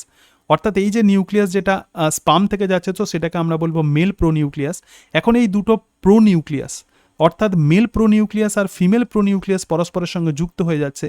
এরপরে কি হবে, নাও দেয়ার নিউক্লিয়ার মেমব্রেন ডিসঅ্যাপিয়ার। এবার কি হবে, তাদের নিউক্লিয়ার মেমব্রেন এক্ষেত্রে ডিসঅ্যাপিয়ার করে যাচ্ছে। তাহলে এখান থেকে 23 ক্রোমোজোম এবং তার সঙ্গে সঙ্গে এখানে 23 ক্রোমোজোম এখানে থাকছে এগের। এবং দেখ এই যে ক্রোমোজোম যেগুলো রিলিজড হচ্ছে, সেই রিলিজগুলো মাইক্রোটিউবিউল দিয়ে, কোথা দিয়ে যাবে, মাইক্রোটিউবিউল দিয়ে। ক্রোমোজোম তার নিজে নিজে চলে যেতে পারবে না, মাইক্রোটিউবিউল দিয়ে স্পার্মের যে ক্রোমোজোমগুলো আছে এগ ক্রোমোজোমের সঙ্গে পেয়ারিং হয়ে যাবে and this microtubule and form the diploid zygote. ঠিক আছে, তো এই যে টোটাল প্রসেস এটা হচ্ছে এমফিমিক্সিস। এটা এনসিআরটি তো অত ডিটেলসে নেই, কিন্তু তবু এটা আমি লিখে দিয়েছি। দেখ ফার্টিলাইজেশনের সময় মেল প্রোনিউক্লিয়াস আর ফিমেল প্রোনিউক্লিয়াস প্রথমে কাছাকাছি আসে এবং তারপরে তাদের যে নিউক্লিয়াস আছে, নিউক্লিয়ার মেমব্রেন এক্ষেত্রে রাপচার করে যাবে এবং যে ক্রোমোজোম মেল যে ক্রোমোজোম আছে 23 ক্রোমোজোম, সেটা মুভ করবে towards the female chromosome through microtubule এবং তার ফলে একটা ডিপ্লয়েড জাইগোট তৈরি হবে। ঠিক আছে, অ্যাকচুয়ালি এখানে দেখ একটা নোট দেখ, actually only 2 cell stage embryo formed by the fertilization, there is no 1 cell stage of the embryo. Human embryo তো প্রধানত 2 cell স্টেজ থাকে, অর্থাৎ এই যে আমি তোকে বারবার বলছি একটা সিঙ্গেল সেল জাইগোট তৈরি হয়। প্রকৃতপক্ষে বিজ্ঞানীরা দেখেছেন এটা এক্সপেরিমেন্ট করে, রিসার্চ করে, প্রকৃতপক্ষে কোনো সিঙ্গেল সেল স্টেজ আমাদের প্রকৃতপক্ষে তৈরি হয় না। কেবলমাত্র এই যে স্পার্ম এগের ভিতরে এই যে স্পার্ম ঢুকে যাচ্ছে, নিউক্লিয়াস ঢুকে যাচ্ছে, এবং সেই জন্যই আমরা এটাকে বলছি there is no 1 cell stage of the embryo. ঠিক আছে, এটা নোট, এটা একটা এক্সট্রা নোটস আছে, এটা এনসিআরটি তো মেনশন করা নেই, কিন্তু এটা আমি তবু লিখে দিয়েছি জানার জন্য। ঠিক আছে, তুই একটা সিঙ্গেল সেল হিসাবেই আমাদের জার্নি শুরু হচ্ছে, এইভাবে মাথায় রাখবি। So this is the end of fertilisation. বোঝা গেছে? হ্যাঁ, বুঝতে পারছিস কত কিছু জানার আছে, অনেক কিছু বোঝার আছে। ঠিক আছে, এইবারে এবার আমরা যেটা দেখব তো সেটা হচ্ছে implantation. What is this implantation? প্রচুর ইন্টারেস্টিং। ইমপ্ল্যান্টেশন মানে হচ্ছে এই যে জাইগোট যেটা তৈরি হলো inside this Fallopian tube or the ampulla, এবার এই জাইগোট যেটাতে পরিণত হবে সেটা হচ্ছে মরুলা আর ব্লাস্টুলা। আমাদের যে এমব্রায়ো সেটা কতগুলো স্টেজে হয়, ঠিক আছে? একটা বাচ্চা শিশু যে তৈরি হচ্ছে তার আগে মায়ের দেহতে বেশ কতগুলো স্টেজ চলে। প্রথমে জাইগোট, তারপর মরুলা, তারপরে ব্লাস্টুলা, তারপরে গ্যাস্টুলা, তারপরে অর্গানোজেনেসিস এবং তারপরে আলটিমেটলি আমরা একটা এমব্রায়ো পাই। তাহলে প্রথমেই যে জাইগোট তৈরি হলো, একটা সিঙ্গেল সেল যে জাইগোট তৈরি হলো, দেখ এই zygote move through the isthmus of the oviduct. Oviduct মানে fallopian tube, towards the uterus. ইউটেরাসের দিকে যায়, কারণ ইউটেরাসের মধ্যেই কিন্তু এই ইমপ্ল্যান্টেশন হয়। কেন? কারণ ইউটেরাসের মধ্যে একটা ইউটেরাইন বেড থাকে, বেডেতে কারা শুয়ে থাকে? সন্তান শুয়ে থাকে, ঠিক আছে? তাহলে ইউটেরাসের মধ্যে অবভিয়াসলি এটাকে যেতে হবে ডিউরিং দিস টাইম, এবং এই সময়ে র্যাপিড মাইটোটিক ডিভিশন অকার্স। এই সময় খুব দ্রুত মাইটোটিক ডিভিশন ঘটে এবং সেই ঘটনাকে আমরা বলবো ক্লিভেজ। এই ঘটনাকে কি বলা হয়? ক্লিভেজ। এবং ক্লিভেজের বিভিন্ন রুলস আছে, যখন তুই হায়ার ক্লাসে পড়বি তখন পড়বি যে কিভাবে ডিভিশন হয়। কিন্তু যখন আমরা একটা সেল সাইকেল যখন দেখি, এখানে খুব ইম্পর্টেন্ট একটা অংশ আছে। দেখ, কোনো সেল সাইকেলে প্রধানত মাইটোসিস কোষ বিভাজনই এটা হবে, আর কিন্তু মিওসিস হবে না। আবার সেই এমব্রায়োটা যখন অ্যাডাল্ট হবে, যখন তার গোনাড যখন ম্যাচিওর করবে, তখন তার গোনাডের মধ্যে মিওসিস হবে। এরপরে যা ঘটনা ঘটবে সব হচ্ছে মাইটোসিস। মাইটোসিস সেল ডিভিশন পদ্ধতিতে সেলের সংখ্যা বৃদ্ধি পাবে। দেখ, নর্মাল মাইটোসিসে G1 ফেজ থাকে, এস ফেজ থাকে, G2 ফেজ থাকে। এই যে তিনটে ফেজ আছে এটাকে বলা হয় ইন্টারফেজ, আর এম ফেজকে আমরা বলবো ডিভিশন ফেজ, ঠিক আছে? এখন এটা নর্মাল মাইটোসিস।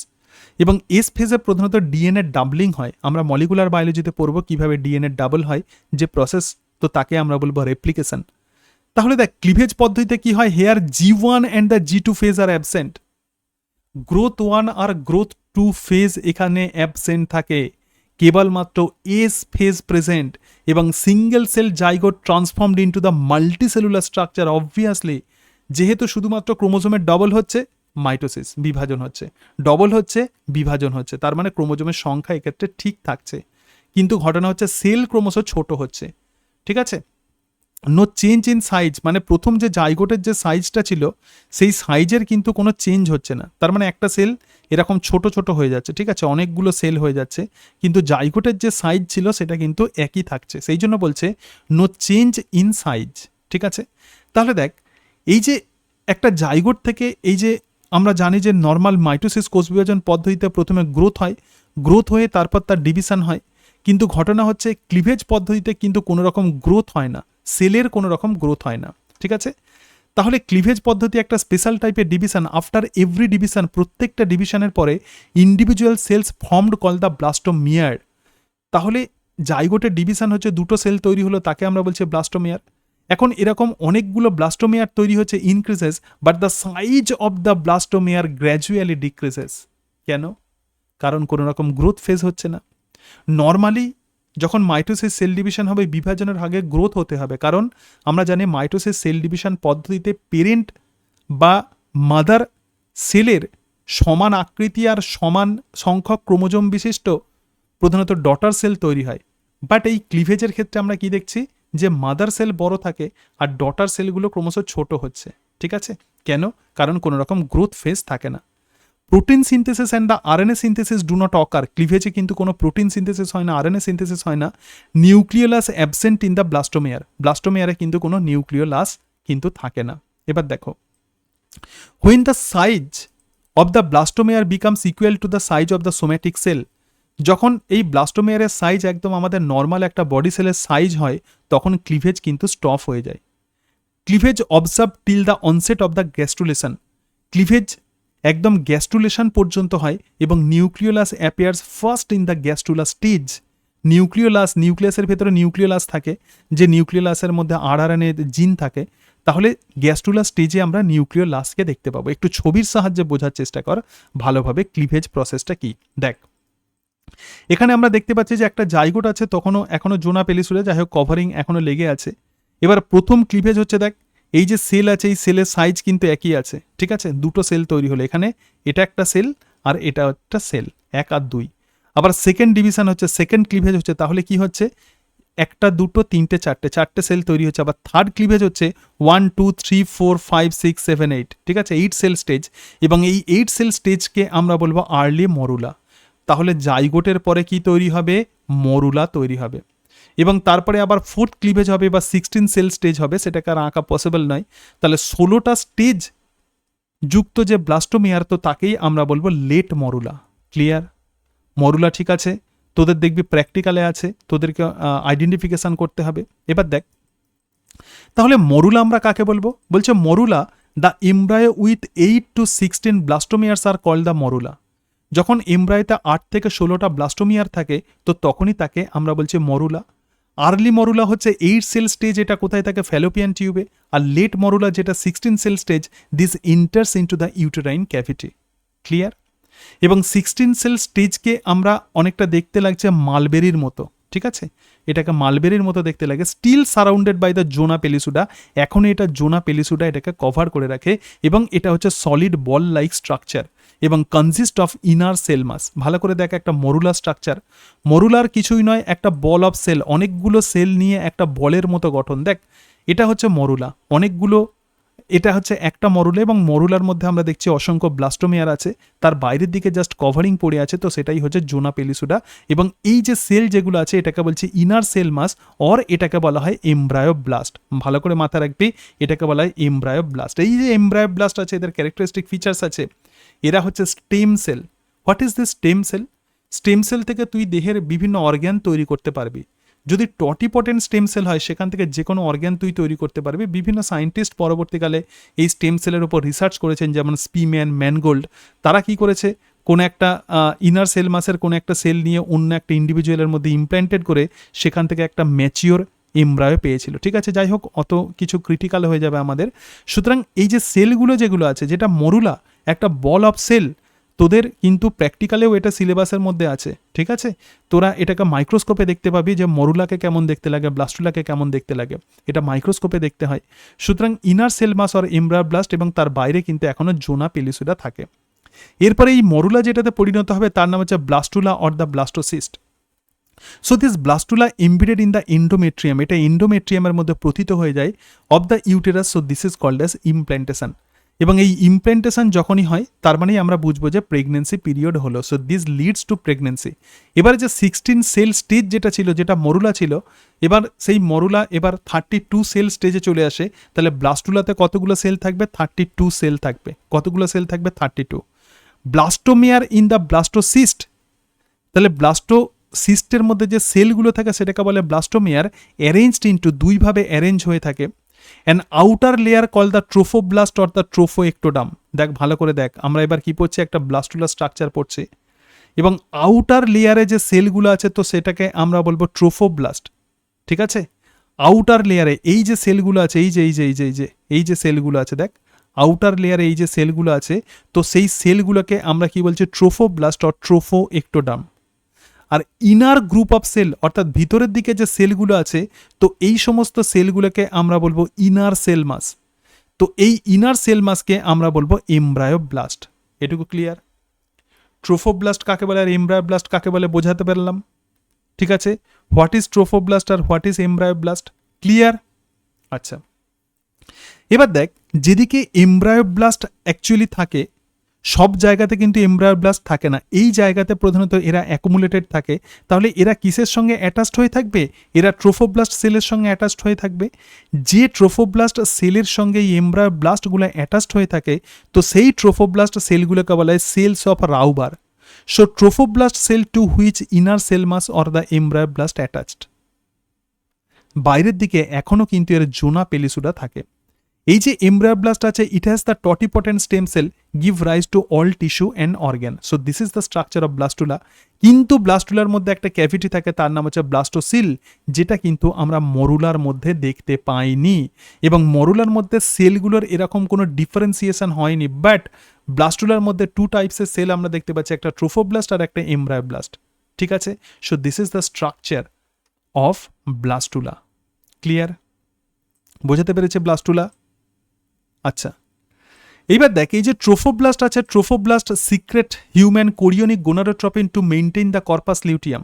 অর্থাৎ ব্লাস্টুলার মধ্যে যে ট্রোফোব্লাস্ট যেটা তৈরি হয়েছে সেটা একটা হরমোন সিক্রেট করে, তার নাম হিউম্যান কোরিওনিক গোনাডোট্রপিন, যেটা কর্পাস লিউটিয়ামকে মেনটেন করে এবং secrete the enzyme that release the zona pellucida during the implantation. এখনও পর্যন্ত ব্লাস্টুলার বাইরের দিকে কিন্তু জোনা পেলিসুডা লেগে থাকে, ট্রোফোব্লাস্টের সেলগুলো একটা এনজাইম রিলিজ করে এবং তার ফলে জোনা পেলিসুডা নষ্ট হয়ে যায় এবং forms the fetal part of the placenta, মানে এমব্রায়োর সঙ্গে মায়ের দেহের কানেকশন থাকে যেটা দিয়ে, তো তার নাম হচ্ছে প্লাসেন্টা। তো ট্রোফোব্লাস্ট থেকেই কি তৈরি হচ্ছে, প্লাসেন্টা তৈরি হয়। কিভাবে তৈরি হয় আমরা পরে দেখছি, ঠিক আছে। The side of the blastocyst to which inner cell mass attach, তো তাকেই আমরা বলবো এমব্রায়োনিক অর্থাৎ এনিম্যাল পোল। একটা এগে দুটো পোল থাকে যেখানে ইনার সেল মাস্ট অ্যাটাচড হয়ে থাকে, তো সেটাকেই আমরা বলবো এনিম্যাল পোল, আর যেদিকে ইনার সেল মাস থাকে না তো সেটাকে আমরা বলবো ভেজিটাল পোল, ঠিক আছে। তাহলে এনিম্যাল পোল আর ভেজিটাল পোল আমরা দেখে নিলাম, কোনটা এনিম্যাল পোল আর কোনটা ভেজিটাল পোল, ক্লিয়ার। তাহলে ব্লাস্টোসিস্ট আমরা দেখলাম। সুতরাং আমাদের জার্নি কোথা থেকে শুরু হচ্ছে, প্রথমে স্পার্ম এগ ইউনাইটেড হচ্ছে by process of fertilisation, zygote তৈরি হচ্ছে, জাইগোটের এবার কি হচ্ছে, মরুলা হচ্ছে, মরুলা থেকে ব্লাস্টুলা হচ্ছে, ব্লাস্টুলা এবার ইমপ্ল্যান্টেড হবে ইউটেরাসে। এখন আমরা দেখব যে এই ইমপ্ল্যান্টেশন কিভাবে হয়।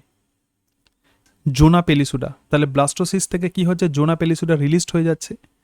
Trophoblast layer attach to the endometrium and inner cell mass differentiated as embryo. তার মানে ট্রোফোব্লাস্ট কি হচ্ছে, প্রধানত এটা অ্যাটাচড হচ্ছে ইউটেরাসের এন্ডোমেট্রিয়ামের সঙ্গে, আর ইনার সেল মাস এবার এমব্রায়োতে প্রধানত তৈরি হচ্ছে।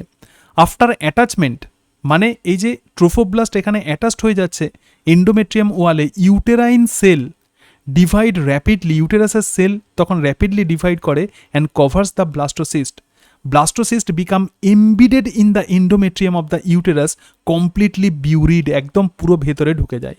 কি সুন্দর ছবির সাহায্যে আমি একে বুঝিয়ে দিয়েছি, দেখা একদম সিম্পল ছবি, ঠিক আছে, যাতে তুই একদম ক্লিয়ারলি বুঝতে পারিস কিভাবে ইমপ্ল্যান্টেশন হচ্ছে। দেখ, তো প্রথমেই জোনা পেলিসুডা আছে, এখানে ট্রোফোব্লাস্ট আছে, আর এখানে ইনার সেল মাস আছে, ঠিক আছে। এটা জোনা পেলিসুডা, এটা ট্রোফোব্লাস্ট, আর এটা হচ্ছে ইনার সেল মাস। যেদিকে এমব্রায়োব্লাস্ট আছে তো সেই দিকটা প্রধানত এখানে ইমপ্ল্যান্টেড হবে। এটা দেখ ইউটেরাসের এন্ডোমেট্রিয়াম, ঠিক আছে, এই যে লেয়ারটা আছে এটা এন্ডোমেট্রিয়াম। তাহলে প্রথমে জোনা পেলিসুডা রিমুভড হয়ে যাচ্ছে, সুতরাং শুধুমাত্র এখানে ট্রোফোব্লাস্ট আছে, এটা ট্রোফোব্লাস্ট। এখন আর জোনা পেলিসুডা বাইরের দিকের কালো কভারিংটা নেই। তাহলে ট্রোফোব্লাস্ট প্রথমে এন্ডোমেট্রিয়ামকে টাচ করলো, এবার কি হবে, ইউটেরাইন ওয়াল এবার ডিভিশন হচ্ছে, মানে এটা ভাগ হচ্ছে ইউটেরাইন ওয়াল, ডিভিশন হয়ে এটাকে টোটাল কভার করে ফেলছে। অর্থাৎ এই যে ব্লাস্টুলা যেটা আছে সেটা টোটালি এর মধ্যে বিউরিড হয়ে যাচ্ছে। তাহলে এখানে ট্রোফোব্লাস্ট আছে, আর এটা ইনার সেল মাস আছে, আর এটা endometrium. Implantation due to obtain the nutrient. এখন এই ইমপ্ল্যান্টেশন কেন হবে, কারণ এমব্রায়োকে পুষ্টি দেওয়ার জন্য এই ইমপ্ল্যান্টেশন হবে, এবং common in most of the mammals, বেশিরভাগ ম্যামালসের ক্ষেত্রে এটা ঘটে, এক্সেপ্ট দ্য প্রোটোথেরিয়া। প্রোটোথেরিয়া মানে কি, যে সমস্ত ম্যামালস ডিম পারে তাদের ক্ষেত্রে কোনো রকম এই ইমপ্ল্যান্টেশন হয় না, বাট অ্যাপার্ট ফ্রম দিস প্রোটোথেরিয়া সমস্ত ম্যামালসের মধ্যে প্রধানত এই ইমপ্ল্যান্টেশন ঘটনাটা ঘটে, অর্থাৎ প্রেগনেন্সি সমস্ত ম্যামালসে আমরা দেখতে পাই, ঠিক আছে। আচ্ছা, এরপরে যে ঘটনাটা ঘটবে তো সেটাই হচ্ছে gastrulation. This is very very important event. Gastrulation মানে কি, গ্যাস্ট্রুলেশনের ফলে তিনটে জার্ম লেয়ার তৈরি হয়, একটার নাম একটোডার্ম, একটার নাম হচ্ছে এন্ডোডার্ম, এবং আর একটা হচ্ছে মেসোডার্ম। কটা জার্ম লেয়ার তৈরি হবে, একটোডার্ম, এন্ডোডার্ম আর হচ্ছে মেসোডার্ম, মানে তিনটে জার্ম লেয়ার গ্যাস্ট্রুলেশনে তৈরি হয়। ভালো করে গ্যাস্ট্রুলেশনটা বুঝবি, ঠিক আছে। এটা আমার মনে হয় ডেভেলপমেন্টাল বায়োলজির সব থেকে ডিফিকাল্ট টপিক হচ্ছে এই গ্যাস্ট্রুলেশন। অর্থাৎ ব্লাস্টুলার যে সেলগুলো আছে সেই সেলগুলো এবার মুভ করে, তারা নড়াচড়া করে। যখন নড়াচড়া করে তারা বিভিন্ন জায়গাতে স্থান পরিবর্তন করে, এটাকে বলা হয় মরফোজেনেটিক মুভমেন্ট। এবং মরফোজেনেটিক মুভমেন্টের ফলে তিনটে জার্ম লেয়ার তৈরি হয়। জার্ম লেয়ার মানে কি, এখান থেকে আমাদের দেহের সমস্ত অর্গ্যানের ডেভেলপমেন্ট ঘটে একদম বাইরের দিকে। অর্থাৎ ব্লাস্টুলার পরে যেটা তৈরি হয় তার নাম হচ্ছে গ্যাস্ট্রুলা, এবং গ্যাস্ট্রুলাতে আমরা কি দেখতে পাবো, তিনটে জার্ম লেয়ার দেখতে পাবো। একদম বাইরের দিকের যে জার্ম লেয়ার যেটা তৈরি হয় তার নাম একটোডার্ম, তার নাম কি, একটোডার্ম। একটোডার্ম থেকে কি তৈরি হয় আমি একটু পরে আসছি। একদম ভিতরের দিকে যে লেয়ারটা তৈরি হয় জার্ম লেয়ার তার নাম হচ্ছে এন্ডোডার্ম, এবং মেসোডার্ম অ্যাপিয়ার্স বিটুইন একটোডার্ম আর এন্ডোডার্ম। তাহলে মেসোডার্ম কোথায় থাকবে, একটোডার্ম আর এন্ডোডার্মের মাঝখানে। This three germ layer give rise to all tissue or organs. যেমন আমাদের মেসোডার্ম থেকে সমস্ত ব্লাড ভাস্কুলার সিস্টেম আছে, এখানে লিখেই দিয়েছি দেখ। তাহলে দেখ, এটা হচ্ছে একটা গ্যাস্ট্রুলার ছবি, বাইরের দিকে যে লেয়ার থাকবে সেটা হচ্ছে একটোডার্ম, ভিতরের দিকে যেটা থাকবে সেটাই হচ্ছে এন্ডোডার্ম, আর এখানে যেটা আছে সেটা হচ্ছে মেসোডার্ম।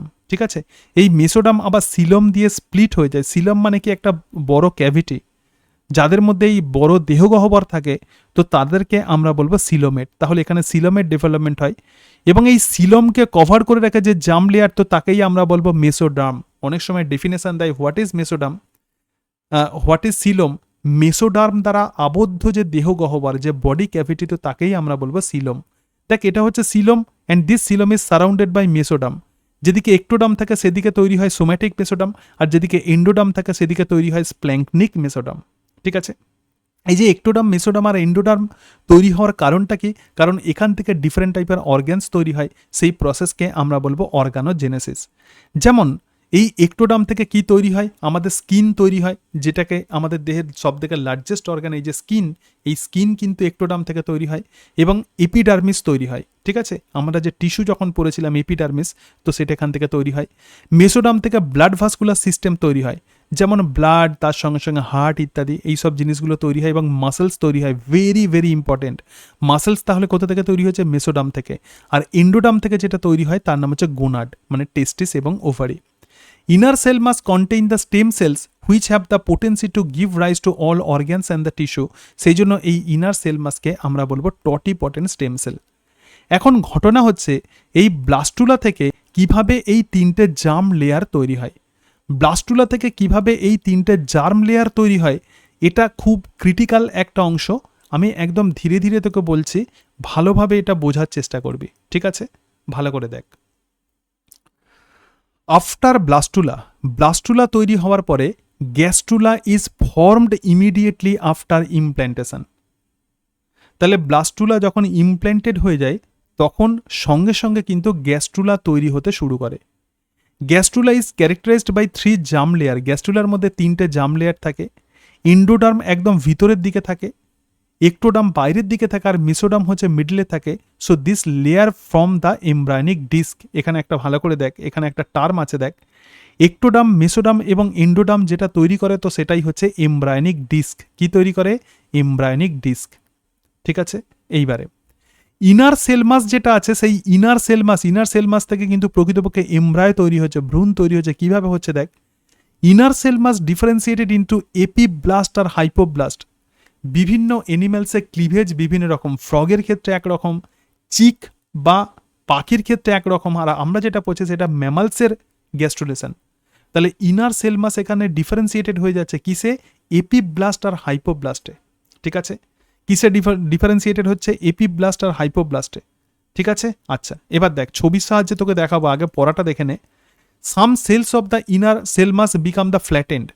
ইনার সেল মাসের কিছু সেল আছে, মনে কর ধর এটা ইনার সেল মাসের সেল, এবং কিছু সেল আছে এরকম ফ্ল্যাট হয়ে যায়, become the flattened and call the hypoblast. তো সেই সেলগুলোকে আমরা কি বলবো? হাইপোব্লাস্ট। এবং এই hypoblast form endoderm, so it is the first germ layer formed. Clear? দেখ আবার বলছি, ইনার সেল মাস এখানে এপিব্লাস্ট আর হাইপোব্লাস্টে প্রধানত পরিণত হয়, ডিফারেন্সিয়েটেড হয়। ইনার সেল মাসের কিছু সেল ফ্ল্যাট হয়ে যায়, তো তাকেই আমরা বলবো হাইপোব্লাস্ট। এবং এই হাইপোব্লাস্ট থেকে প্রথম জার্ম লেয়ার তৈরি হলো। আমাদের টার্গেট গ্যাস্ট্রুলা থেকে কিভাবে 3টে জার্ম লেয়ার তৈরি হয়। তাহলে প্রথম জার্ম লেয়ার তৈরি হচ্ছে এন্ডোডার্ম, কারণ এটা ফ্ল্যাট হয়ে যাবে এবং প্রথম জার্ম লেয়ার তৈরি করে দিল, হয়ে গেল। The remaining cell of the inner cell mass become the columnar and call the epiblast. তাহলে ইনার সেল মাসের বাকি যে সেলগুলো আছে এরকম কলামনার হয়ে যায়, কলামের মতো, স্তম্ভের মতো। যেটা ফ্ল্যাট হয়ে যায় তো সেটা প্রধানত হাইপোব্লাস্ট তৈরি করে, আর যেটা কলামনার থাকে সেটা যেটা তৈরি করে সেটাই হচ্ছে epiblast. So this will form the second germ layer, that is the ectoderm. কিভাবে একটোডার্ম তৈরি হয় আমরা দেখে নিলাম। এবার দেখো, মেসোডার্ম তৈরি হওয়াটাই একটু ডিফিকাল্ট। বলছে space appear between ectoderm and the trophoblast. Ectoderm এবং ট্রোফোব্লাস্টের মধ্যে একটা স্পেস অ্যাপিয়ার করে, তো তাকেই আমরা বলবো amniotic cavity filled with amniotic fluid. আবার বলছি, একটোডার্ম আর ট্রোফোব্লাস্টের মধ্যে, একটোডার্ম এবং ট্রোফোব্লাস্টের মধ্যে একটা ক্যাভিটি তৈরি হয়, তাকে বলে amniotic cavity. This is filled with amniotic fluid. এবং flatten cells arising from the endoderm, কিছু ফ্ল্যাট সেলস এটা এন্ডোডার্ম থেকে অ্যারাইজ করে, spread and lining the blastocoel cavity call the yolk sac. সেখান থেকে ইয়ক স্যাক তৈরি হচ্ছে। The cells of the trophoblast give rise to mass of cells. ঠিক আছে, লেখাটা বুঝতে পারছিস না এখানে, ভালো করে দেখ, একটুখানি দেখে নে এখানে দেখ। তাহলে আমরা যেটা দেখব সেটা হচ্ছে এখানে ট্রোফোব্লাস্ট আছে, সাইটোট্রোফোব্লাস্ট। তো যে সমস্ত সেলগুলো প্রধানত ফ্ল্যাটেন্ড হয়ে যায় তো তাকে আমরা বলবো হাইপোব্লাস্ট, সেখান থেকে এন্ডোডার্ম তৈরি হবে।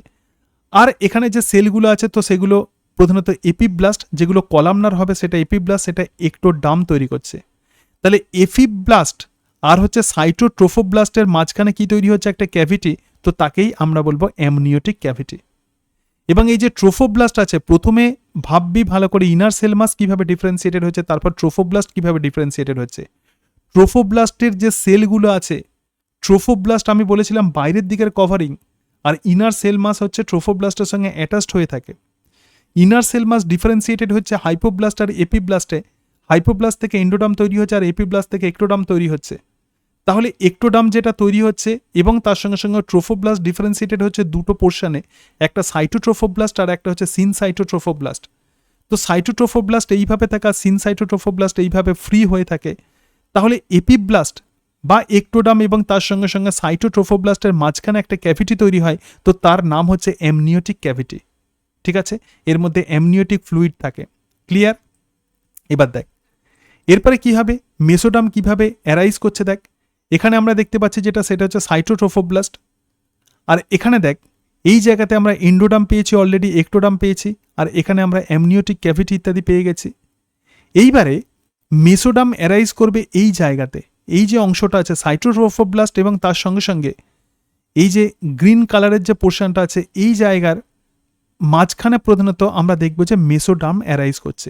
কিভাবে দেখ, এবার ছবিটাকে এবার বোঝার চেষ্টা কর। ঠিক আছে, এবার লেখাটাকে বোঝার চেষ্টা কর। দেখ তাহলে flattened cell arising from the endoderm, endoderm থেকে কিছু ফ্ল্যাটেন্ড সেল অ্যারাইজ করে। তাহলে এই যে এন্ডোডার্ম যেটা তৈরি হয়েছে সেই এন্ডোডার্ম থেকে কিছু ফ্ল্যাট সেল অ্যারাইজ করছে এবং সেই সেলগুলো কি হচ্ছে spread and lining the blastocoel cavity call the yolk sac.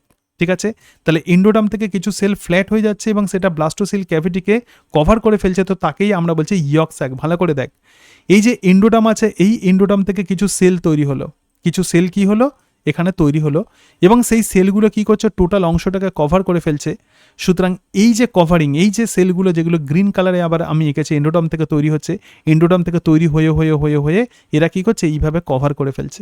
ঠিক আছে, টোটাল অংশটাকে এইভাবে সিলোমিক ক্যাভিটি এই সবগুলোকে কভার করে ফেলছে, তো এটাকেই আমরা বলছি ইয়ক স্যাক।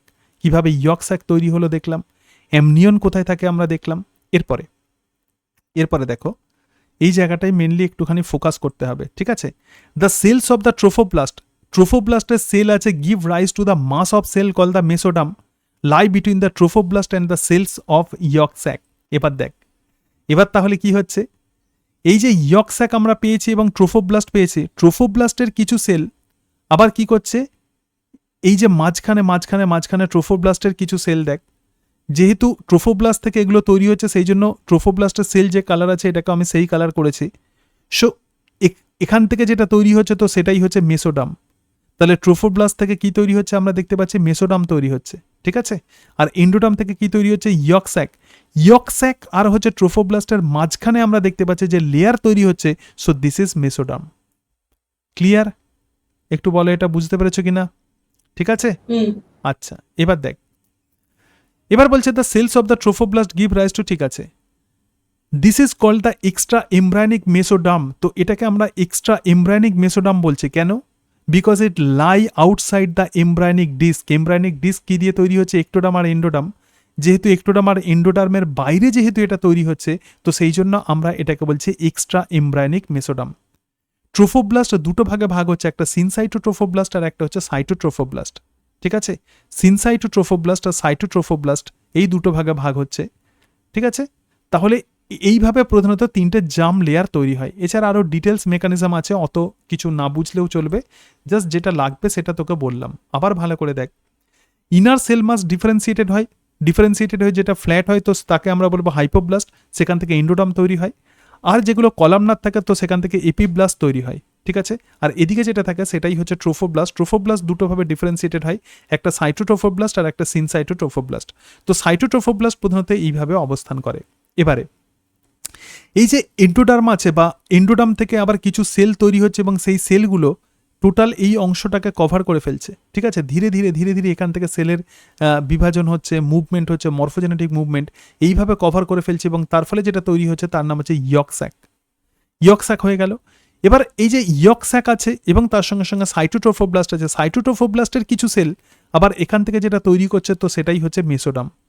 তাহলে একটোডাম কোথা থেকে তৈরি হচ্ছে? এপিব্লাস্ট থেকে। এন্ডোডাম কোথা থেকে তৈরি হচ্ছে? হাইপোব্লাস্ট থেকে। এবং তার সঙ্গে সঙ্গে মেসোডাম কোথা থেকে তৈরি হচ্ছে? সাইটোট্রোফোব্লাস্ট থেকে।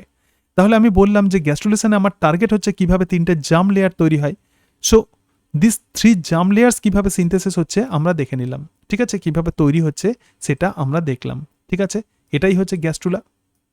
এবার দেখ, এরপরে আমরা যেটা দেখবো একটা খুব ইন্টারেস্টিং একটা অংশ, সেটা হচ্ছে এক্সট্রা এমব্রায়োনিক মেমব্রেন। ঘটনা হচ্ছে আমাদের যে এমব্রায়ো আছে সেই এমব্রায়োকে প্রোটেকশন দিতে হবে। আমাদের মনে প্রশ্ন জাগে যে এমব্রায়ো কোথা থেকে খাবার পাবে? এমব্রায়ো তার যে এক্সক্রেশন হয় সেও তো ধীরে ধীরে মূত্র ত্যাগ করবে, প্লাস অন্যান্য বিভিন্ন বর্জ্য পদার্থ নিঃসরণ করবে একটা বাচ্চা মানে এমব্রায়ো।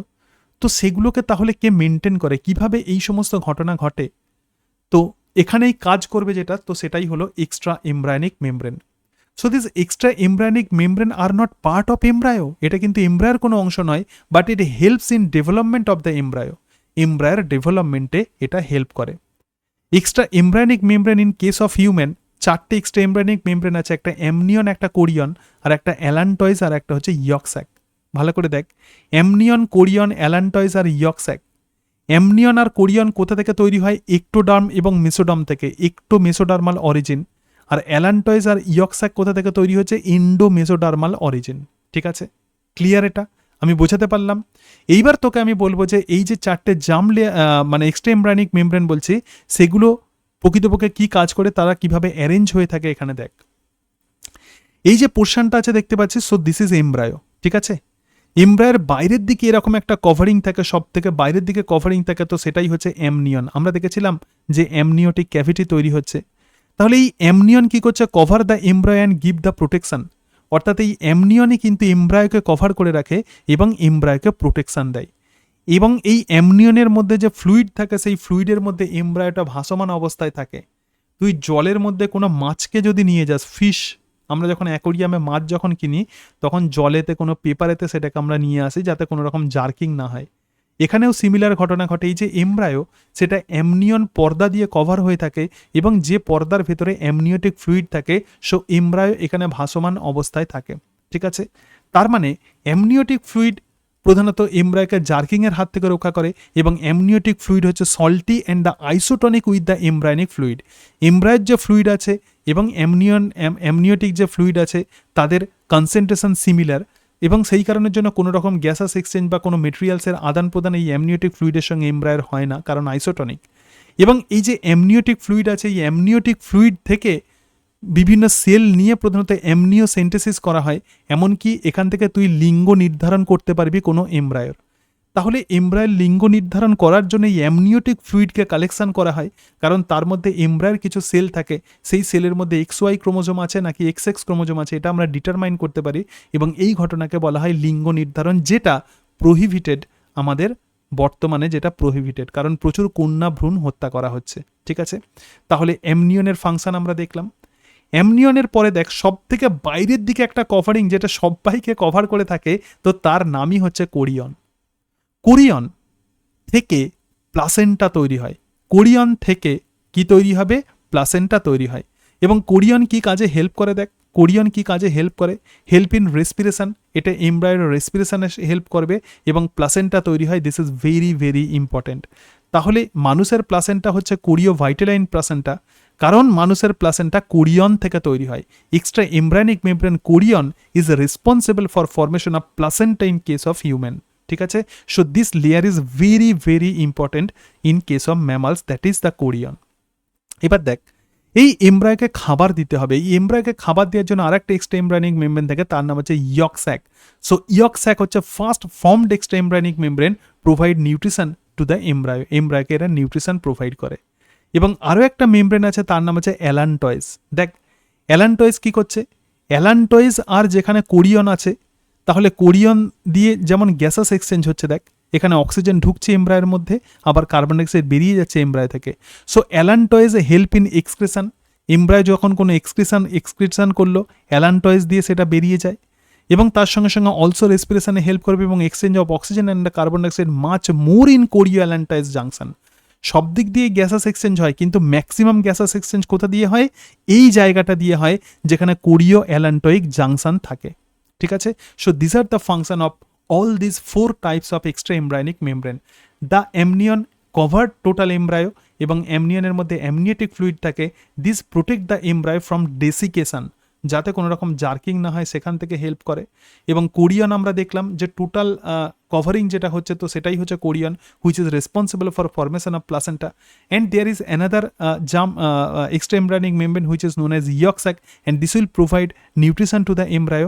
And আমরা দেখলাম allantois. Allantois is responsible for exchange of the gases and also help in excretion. ঠিক আছে, so this are extra embryonic membrane. ঠিক আছে, আচ্ছা, এবারে আমরা যেটা দেখবো তো সেটাই হচ্ছে প্লাসেন্টা। ভালো করে দেখ, এখানে একটা এমব্রায়োকে তুই দেখতে পাচ্ছিস, তো এটা হচ্ছে একটা এমব্রায়ো যেটা অ্যামনিয়ন দিয়ে এটা কভার করে আছে। তারপর দেখ এখানে একটা ছোট্ট ইয়ক স্যাক আছে, ভালো করে এনসিআরটির ছবি বোঝার চেষ্টা কর। ঠিক আছে, এখানে ক্যাভিটি অফ দ্য ইউটেরাস আছে, আর এখানে ইয়ক স্যাক আছে। এখানে দেখ আম্বিলিকাল কর্ড আছে with its vessel. Umbilical cord আর প্লাসেন্টার মধ্যে পার্থক্য আমি বলছি। আর এখানে যেটা আছে তো সেটা হচ্ছে প্লাসেন্টাল ভিল্লি।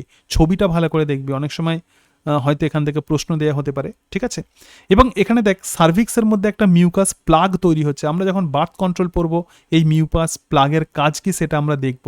এখান দিয়ে আর কিন্তু কোনো রকম স্পার্মের এন্ট্রি হয় না, সেই জন্য প্রেগনেন্সি পিরিয়ডে কিন্তু ফার্টিলাইজেশন হবে না। So the human foetus within the uterus, তার মানে হিউম্যান ফিটাস যখন ইউটেরাসের মধ্যে এইভাবে অবস্থান করে। কি কি আমরা দেখে নিলাম, ইয়ক স্যাক ইত্যাদি এই সমস্ত অংশ আমরা দেখলাম। এরপরে আমরা যেখানে চলে আসবো তো সেটা হচ্ছে placenta and the gestation period. ঠিক আছে, প্লাসেন্টা কি? দেখ, এই যে এমব্রায়ো আছে, এই এমব্রায়ো সঙ্গে মায়ের দেহের কানেকশন থাকে একটা স্ট্রাকচার দিয়ে, তো সেটাকেই আমরা বলবো প্লাসেন্টা। এই যে অংশটা আছে তো এটাই হচ্ছে প্লাসেন্টা। ঠিক আছে, মায়ের সঙ্গে সন্তানের দেহের কানেকশন থাকে। যখন পার্চুরেশন হয়, বেবি যখন এক্সপেলড আউট করে, আমাদের যখন পার্চুরেশন হয় মানে সন্তান যখন নির্গত হয়, তখন বেবির সঙ্গে এই প্লাসেন্টাও কিন্তু আমাদের দেহের বাইরে নির্গত হয়। ঠিক আছে, এই প্লাসেন্টা কি কাজ করে আমরা দেখব। তার আগে আমি বলে দিই যে এই প্লাসেন্টা প্রকৃতপক্ষে কি, কিভাবে ফাংশন করে, তার স্ট্রাকচারটা কেমন সেটা একটু দেখ। এখানে প্রথমেই তো প্লাসেন্টা তৈরি হয় না, তাহলে প্লাসেন্টা তৈরি হওয়ার আগে কি হয়? For first few days after implantation, the nutritive material to the foetus come from plasma in the decidua. ঠিক আছে, ডেসিডিউয়া মানে কি? এন্ডোমেট্রিয়াম। তাহলে প্রথমে তো প্লাসেন্টা তৈরি হয় না, তাহলে মায়ের দেহ থেকে নিউট্রিশন এমব্রায়ের মধ্যে কিভাবে যাবে? এন্ডোমেট্রিয়াম যে আছে যেটাকে আমরা বলবো ডেসিডিউয়া। দেখ, ডেসিডিউয়া কাকে বলছি? যেটা প্রেগনেন্ট ইউটেরাস, তো সেটাকেই আমরা বলছি ডেসিডিউয়া। তাহলে ডেসিডিউয়ার মধ্যে যে প্লাজমা আছে সেই প্লাজমাটা এমব্রায়োকে পুষ্টি প্রদান করে।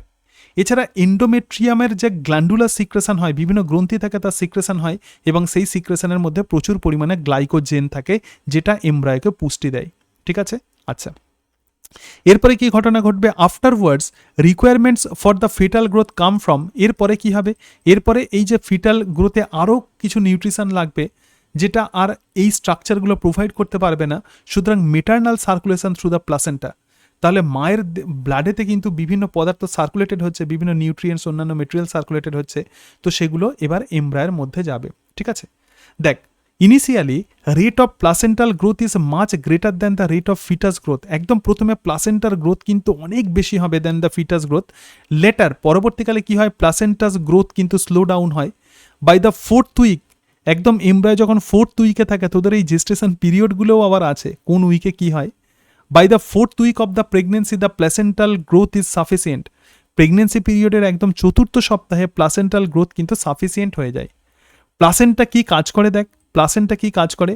প্লাসেন্টা হচ্ছে এলিমেন্টারি ক্যানাল হিসাবে কাজ করছে, অর্থাৎ খাবার নিতে সাহায্য করছে। কিডনি হিসাবে কাজ করছে, অর্থাৎ এক্সক্রেশনে সাহায্য করছে। Lungs for the foetus. ঠিক আছে, তাহলে এলিমেন্টারি ক্যানাল, কিডনি এবং লাংস হিসাবে কাজ করছে। এবার আমরা যেটা দেখবো সেটা হচ্ছে প্লাসেন্টা ফর্মেশন কিভাবে হয়। ভালো করে দেখো, প্লাসেন্টা ফর্মেশন কিভাবে হয় আমি একটা ছবির সাহায্যে তোকে বোঝাবো। দেখ, আমি আগেই বলেছিলাম যে প্লাসেন্টা কোরিয়ন থেকে তৈরি হয়। এখানে দেখতে পাচ্ছিস, সো দিস ইজ এমব্রায়ো, এখানে এমব্রায়ো আছে, এবং তার সঙ্গে সঙ্গে এখানে এখানে আমরা দেখতে পাচ্ছি যে ভাইটালাইন মেমব্রেন আছে, তারপরে এখানে অ্যালান্টয়েস ইত্যাদি এই সব কিছু আছে, কিন্তু সব থেকে বাইরের দিকে যেটা আছে তো সেটাই হচ্ছে কোরিয়ন। ঠিক আছে, এটা হচ্ছে কোরিয়ন। এবার এই কোরিয়নের মধ্যে কিছু ফিঙ্গার লাইক প্রজেকশন তৈরি হয়। কি তৈরি হয়? ফিঙ্গার লাইক প্রজেকশন, এবং সেটাকেই আমরা বলবো কোরিয়নিক ভিল্লি। ঠিক আছে, এই কোরিয়নিক ভিল্লি কোথা থেকে তৈরি হয়? Formed from the syncytiotrophoblast. আমি কি বলেছিলাম? দু রকমের ট্রোফোব্লাস্ট থাকে, একটা সাইটোট্রোফোব্লাস্ট আর একটা সিনসাইটোট্রোফোব্লাস্ট। একটু আরেকবার দেখিয়ে দিই এটা সিনসাইটোট্রোফোব্লাস্টটা কি, তবে বুঝতে পারবি। দেখ এখানে, দেখ এখানে, দেখ এই জায়গাতে চলে আয়, এখানে চলে এসো, একদম গ্যাস্ট্রুলেশনে চলে এসো। So this is syncytiotrophoblast. ঠিক আছে, আগে আমরা দেখছিলাম যে সাইটোট্রোফোব্লাস্ট আর এটা হচ্ছে সিনসাইটোট্রোফোব্লাস্ট। তাহলে এই যে সিনসাইটোট্রোফোব্লাস্ট আছে, এই সিনসাইটোট্রোফোব্লাস্ট থেকে প্রধানত কি তৈরি হবে? কোরিয়নিক ভিল্লি তৈরি হবে। ঠিক আছে, বা কোরিয়নিক ভিল্লি প্রধানত আমরা দেখছি যে সিনসাইটোট্রোফোব্লাস্ট থেকে তৈরি হচ্ছে। এবং দেখ এই যে এন্ডোমেট্রিয়াম আছে, তাহলে এটা কিন্তু এমব্রায়োর কোরিয়ন থেকে আসছে। আর এখানে যে এন্ডোমেট্রিয়াম আছে, এন্ডোমেট্রিয়ামে একটা ফিঙ্গার লাইক প্রজেকশন করে, এবং এই কোরিয়নিক ভিল্লি এবং ফিঙ্গার লাইক প্রজেকশন একদম ক্লোজলি অ্যাসোসিয়েটেড হয়ে যায়, এবং এই যে স্ট্রাকচারটা, এই স্ট্রাকচারটাকেই আমরা বলবো প্লাসেন্টা। ঠিক আছে, এই যে প্লাসেন্টা, এটাকে আমরা বলবো ফ্ল্যাট কেক। এটাকে অনেকটা চ্যাপটা কেকের মতো দেখতে লাগে, সেই জন্য প্লাসেন্টার আর একটা নাম হচ্ছে ফ্ল্যাট কেক। সেটা হয়তো এনসিআরটিতে অতটা মেনশন করা নেই, সুতরাং এটাকে অনেকটা ফ্ল্যাট কেকের মতো দেখতে লাগছে। দেখ, finger like projection appear on the trophoblast call the chorionic villi. ট্রোফোব্লাস্টের মধ্যে আঙুলের মতো প্রবর্ধক তৈরি হয়। Chorionic villi surrounded by the uterine tissue and the maternal blood. এই যে কোরিয়নিক ভিল্লি ইউটেরাসের টিস্যু এবং মেটার্নাল ব্লাড দিয়ে সারাউন্ডেড হয়ে যায়। Now this structure become interdigitated. এই যে দুটো স্ট্রাকচার আছে একদম জয়েন্ট হয়ে যায়, jointly to form the structural and the functional unit between the developing embryo and the foetus, developing embryo বা foetus and the maternal body. So this is called as the placenta. তাহলে কিভাবে placenta তৈরি হয়? একদম simple diagram. ঠিক আছে, সাহায্যে তোকে বলে দিলাম। ঠিক আছে, এক্সক্লুসিভলি এই ডায়াগ্রামগুলো আমিই এঁকেছি বোঝার সুবিধার জন্য। এখন এই যে প্লাসেন্টা আছে, বিভিন্ন ম্যামালসের ক্ষেত্রে ডিফারেন্ট টাইপের প্লাসেন্টা তৈরি হয়। এখানে কিছু কিছু প্লাসেন্টা একটু দেখে নে। প্রথম টাইপের যে প্লাসেন্টা আছে সেটা হচ্ছে semi or non decidual placenta. Semi or non decidual placenta. Chorionic villi not anchored in the endometrium. Chorionic villi একদম এন্ডোমেট্রিয়ামে পুঁতে যায় না, এবং তার ফলে যখন পার্চুরিশন হয়, সন্তান যখন নির্গত হয়, কোনো ব্লিডিং হয় না, নো ব্লিডিং। কেন? কারণ মেটার্নাল ব্লাডে সঙ্গে কোরিয়নিক ভিল্লি কিন্তু এক্ষেত্রে যে এন্ডোমেট্রিয়াম আছে সেই ওয়ালে যেহেতু পুঁতে যায় না, সেই জন্য কোনো রকম ব্লিডিং হয় না। সন্তান যখন নির্গত হয় তখন সহজেই কোরিয়নিক ভিল্লি খুলে যায় এন্ডোমেট্রিয়াম থেকে। যেমন পিগ এবং ক্যাটেল, গরু, ছাগল, শুকুরের যে বাচ্চার যারা হয়, তো সেক্ষেত্রে কিন্তু কোনো রকম ব্লিডিং হয় না, হলে একদম স্লাইট হয়, সেটা অতটা প্রমিনেন্ট নয়। এবং ট্রু অর ডেসিডুয়াল প্লাসেন্টা তাহলে আমরা কাকে বলবো? Chorionic villi anchored in the endometrium. এন্ডোমেট্রিয়ামে একদম কোরিয়নিক ভিল্লি অ্যাঙ্কর্ড হয়ে যায়। So bleeding occurs during the parturition. Parturition মানে সন্তান নির্গমন। এক্সাম্পল হচ্ছে হিউম্যান। ঠিক আছে, তাহলে দুই ধরনের প্লাসেন্টা আমরা ম্যামালসের ক্ষেত্রে আমরা দেখতে পাই। এবার দেখে ছাড়া আরও বিভিন্ন রকমের প্লাসেন্টা আছে, যেমন জোনারি প্লাসেন্টা, আরও ডিফারেন্ট টাইপের প্লাসেন্টা দেয়ার, বাট সেগুলো আমাদের অতটা কাজে লাগবে না। আমাদের দুটো টাইপের প্লাসেন্টা আমরা দেখলাম, একটা হচ্ছে ডেসিডুয়াস প্লাসেন্টা আর একটা সেমি ডেসিডুয়াস প্লাসেন্টা আমরা দেখলাম। এবার দেখ প্লাসেন্টা আর আম্বিলিকাল কর্ড তাহলে কি? ঠিক আছে, আমরা দেখি না অনেক সময় ছবিতে দেখি না যে একটা পাকানো পাকানো দড়ির মতো অংশ দিয়ে এমব্রায়োর সঙ্গে মায়ের দেহের কানেকশন থাকে, তো সেটাইকেই আমরা বলবো আম্বিলিকাল কর্ড। তাহলে প্লাসেন্টা প্রকৃতপক্ষে কোন জায়গায় থাকে? এইরকম জায়গাতে। আর আম্বিলিকাল কর্ড কি? The placenta is connected to the embryo. এই যে প্লাসেন্টা যেটা, সেটা এমব্রায়োর সঙ্গে কানেক্ট করবে যেটা, তো সেটাই হচ্ছে আম্বিলিকাল কর্ড। ভালো করে বোঝ, এমব্রায়ো আর এখানে হচ্ছে প্লাসেন্টা, এই দুটোর মধ্যে কানেকশন করছে কে? Umbilical cord. ক্লিয়ার? এমব্রায়ো আর এখানে প্লাসেন্টা আছে, এই দুটোর মধ্যে কানেকশন করছে কে? Umbilical cord. Right? So this is umbilical cord. এবার এই আম্বিলিকাল কর্ডের মধ্যে তাহলে কি থাকে? বলছে through the umbilical cord. Umbilical cord প্রথমত কি কাজে হেল্প করে? Help in transport of substances to and from the embryo. দেখ এই যে এন্ডোমেট্রিয়াম আছে, এখানে সেখানে মেটার্নাল ব্লাড আছে, মেটার্নাল ব্লাড থেকে বিভিন্ন মেটেরিয়ালস কোরিয়নিক ভিল্লিতে চলে গেল, অর্থাৎ এই পর্যন্ত পোর্শন হচ্ছে প্লাসেন্টা। ঠিক আছে, এই পর্যন্ত পোর্শন হচ্ছে প্লাসেন্টা, এটা প্লাসেন্টা। তাহলে এমব্রায়োর সঙ্গে কানেকশন হবে কি দিয়ে? আম্বিলিকাল কর্ড দিয়ে। তাহলে আম্বিলিকাল কর্ড কি করছে? এই যে transport of different substances to and from the embryo, এমব্রায়োতে যেমন নিয়ে যাচ্ছে, এমব্রায়ো থেকে বিভিন্ন মেটেরিয়ালস আবার এই প্লাসেন্টার মধ্যে পাঠিয়েও দিচ্ছে। এবং আম্বিলিকাল কর্ডের মধ্যে দুটো আম্বিলিকাল আর্টারি থাকে, যেটা লাল কালি দেখেছি, দুটো আম্বিলিকাল আর্টারি আর একটা আম্বিলিকাল ভেন থাকে, মানে অবভিয়াসলি এখানে ব্লাড ভেসেলস আমরা দেখতে পাই, দুটো আম্বিলিকাল আর্টারি আর একটা আম্বিলিকাল ভেন থাকে। এবার দেখো, এবার আমরা যেটা দেখবো সেটা হচ্ছে function of placenta acts as a diffusion membrane plus endocrine gland. বিভিন্ন মেটেরিয়ালস যেহেতু এখানে ডিফিউজড হয়ে যায়, সেই জন্য প্লাসেন্টা ডিফিউশন মেমব্রেন হিসাবে কাজ করে এবং এন্ডোক্রাইন গ্ল্যান্ড হিসাবে কাজ করে, ঠিক আছে। এবং diffusion of the oxygen and the nutrient, oxygen এবং নিউট্রিয়েন্টের ক্ষেত্রে ডিফিউজড হয় from mother to the foetus, ঠিক আছে। অক্সিজেন এবং বিভিন্ন মেটেরিয়ালস মায়ের দেহ থেকে সন্তানের দেহতে এমব্রায়োতে চলে যায়, কারণ এমব্রায়ো তো একদম মায়ের দেহের একদম অন্ধকারে আছে, তাহলে সেখানে অক্সিজেন এবং তাকে খাবার দিচ্ছে মা। Removal of the nitrogenous wastage, মানে এমব্রায়ের মধ্যে যে নাইট্রোজেনাস ওয়েস্টেজ যেটা তৈরি হলো from the foetus to the mother, মায়ের দেহতে চলে যাচ্ছে। এবং এখানে প্রচণ্ড গুরুত্বপূর্ণ একটা অংশ আছে আমাদের যে ইমিউনোগ্লোবিউলিন, যেটাকে বলা হয় অ্যান্টিবডি। 5 রকমের অ্যান্টিবডি থাকে, IgG, IgA, IgD, IgM, Ig, যেটাকে বলা হয় গ্যাডমি। তার মধ্যে প্রথম টাইপের যে antibody, that is the IgG, প্রচুর পরীক্ষাতে কোয়েশ্চেন্স দেয়, this can cross the placenta to provide immunity to the foetus. দেখ, ফিটাসেও কিন্তু বিভিন্ন রকমের প্রবলেম হতে পারে, বিভিন্ন মাইক্রোবস তাকে অ্যাটাক করতে পারে, কিন্তু সেখানে আইজিজি এটাকে কিন্তু এমব্রায়োকে কিন্তু প্রোটেক্ট করছে। এই আইজিজি তাহলে প্লাসেন্টা কিন্তু ক্রস করতে পারে। মায়ের দেহতে ইমিউনোগ্লোবিউলিন জি আছে, কিন্তু মা ফিটাসকে ইমিউনোগ্লোবিউলিন দিচ্ছে কার থ্রু দিয়ে? প্লাসেন্টা থ্রু দিয়ে, ঠিক আছে। প্লাসেন্টা আবার বিভিন্ন হরমোনসও সিক্রেট করে। প্রথম যে হরমোন আছে সেটা human chorionic gonadotropin hormone, maintain the corpus luteum up to the 10 week. একদম কর্পাস লিউটিয়ামকে এই human chorionic gonadotropin hormone 10 week maintain করে। এবং তার সঙ্গে সঙ্গে দেখ, হিউম্যান প্লাসেন্টাল ল্যাক্টোজেন, আর একটা হরমোন আছে কি হিউম্যান প্লাসেন্টাল ল্যাক্টোজেন, এবং ম্যামারি গ্ল্যান্ডের গ্রোথ ডিউরিং দ্য প্রেগনেন্সি। এটা কি কাজে হেল্প করে? ম্যামারি গ্ল্যান্ডের গ্রোথ, প্রেগনেন্সি পিরিয়ডে ম্যামারি গ্ল্যান্ডের গ্রোথকে এটা মেনটেন করছে। এবং হিউম্যান কোরিওনিক সোমাটোট্রপিন, এটা কি করে?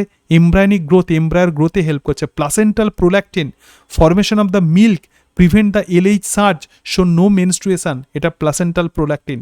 ইস্ট্রোজেন, ব্রেস্ট ডাক্টের ডেভেলপমেন্ট, ব্রেস্টের মধ্যে যে ডাক্ট থাকে, ডাক্টের ডেভেলপমেন্ট ঘটাচ্ছে ইস্ট্রোজেন, ভালো করে মাথায় রাখবি। And help in relaxin secretion from the ovary, ঠিক আছে, ওভারি থেকে রিল্যাক্সিন সিক্রেট করে। আর প্রোজেস্টেরন ব্রেস্টের অ্যালভিওলাইয়ের ডেভেলপমেন্ট, তাহলে ইস্ট্রোজেন কী করে? ডাক্টের ডেভেলপমেন্ট। আর অ্যালভিওলাইয়ের ডেভেলপমেন্ট কী করে? Progesterone development. Progesterone drops during the parturition, ঠিক আছে, যখন পার্চুরেশন হয় তখন এই প্রোজেস্টেরন লেভেল কিন্তু ড্রপ করে যায়।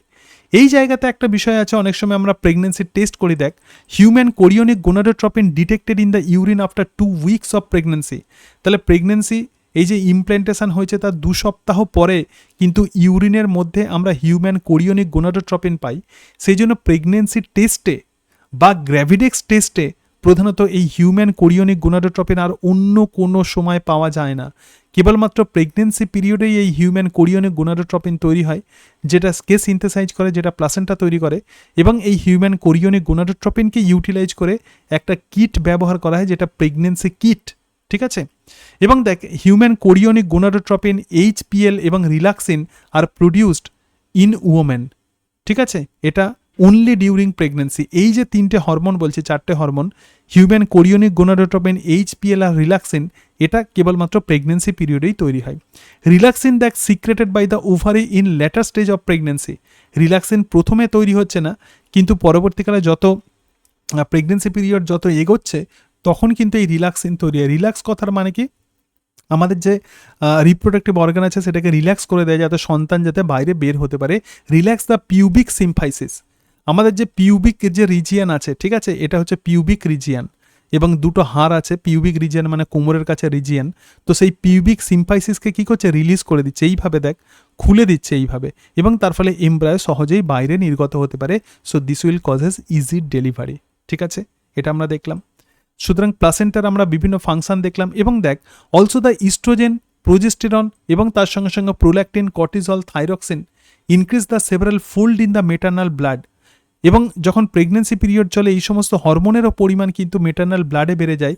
So this are essential for supporting the foetal growth, metabolic changes in mother and maintain the pregnancy, ঠিক আছে।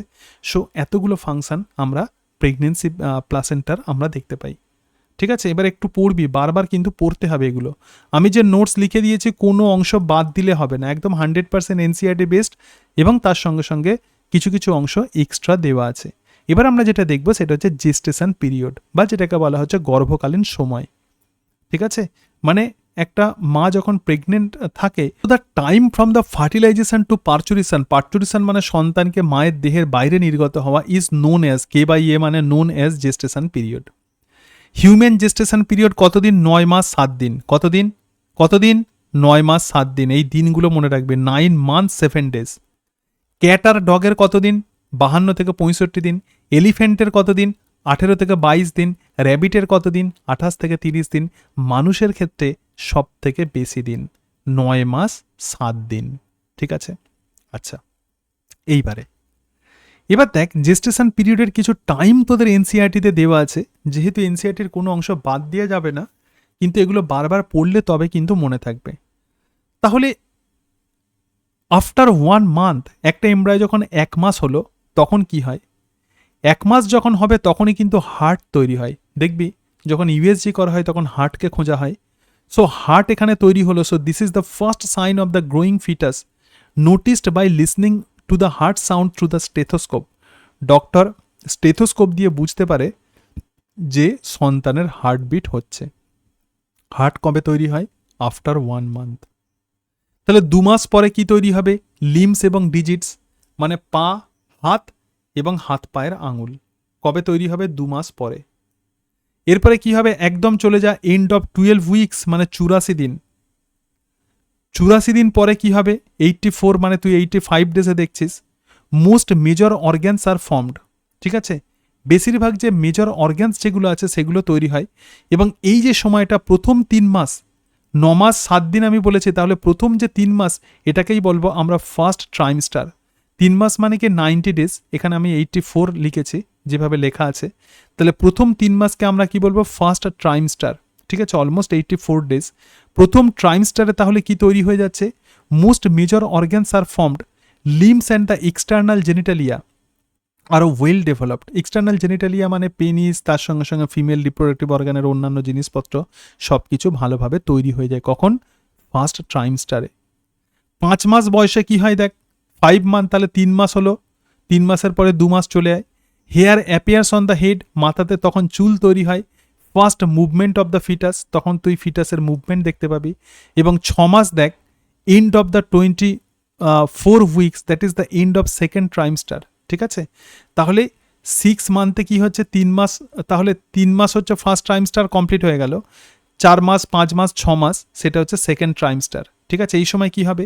Eyelid separate. দেখবি যে বাচ্চাদের আইলিড, চোখের পাতা প্রথমে খুব বোঝা বোঝা থাকে, তাহলে সেটা সেপারেট হয়ে যাচ্ছে।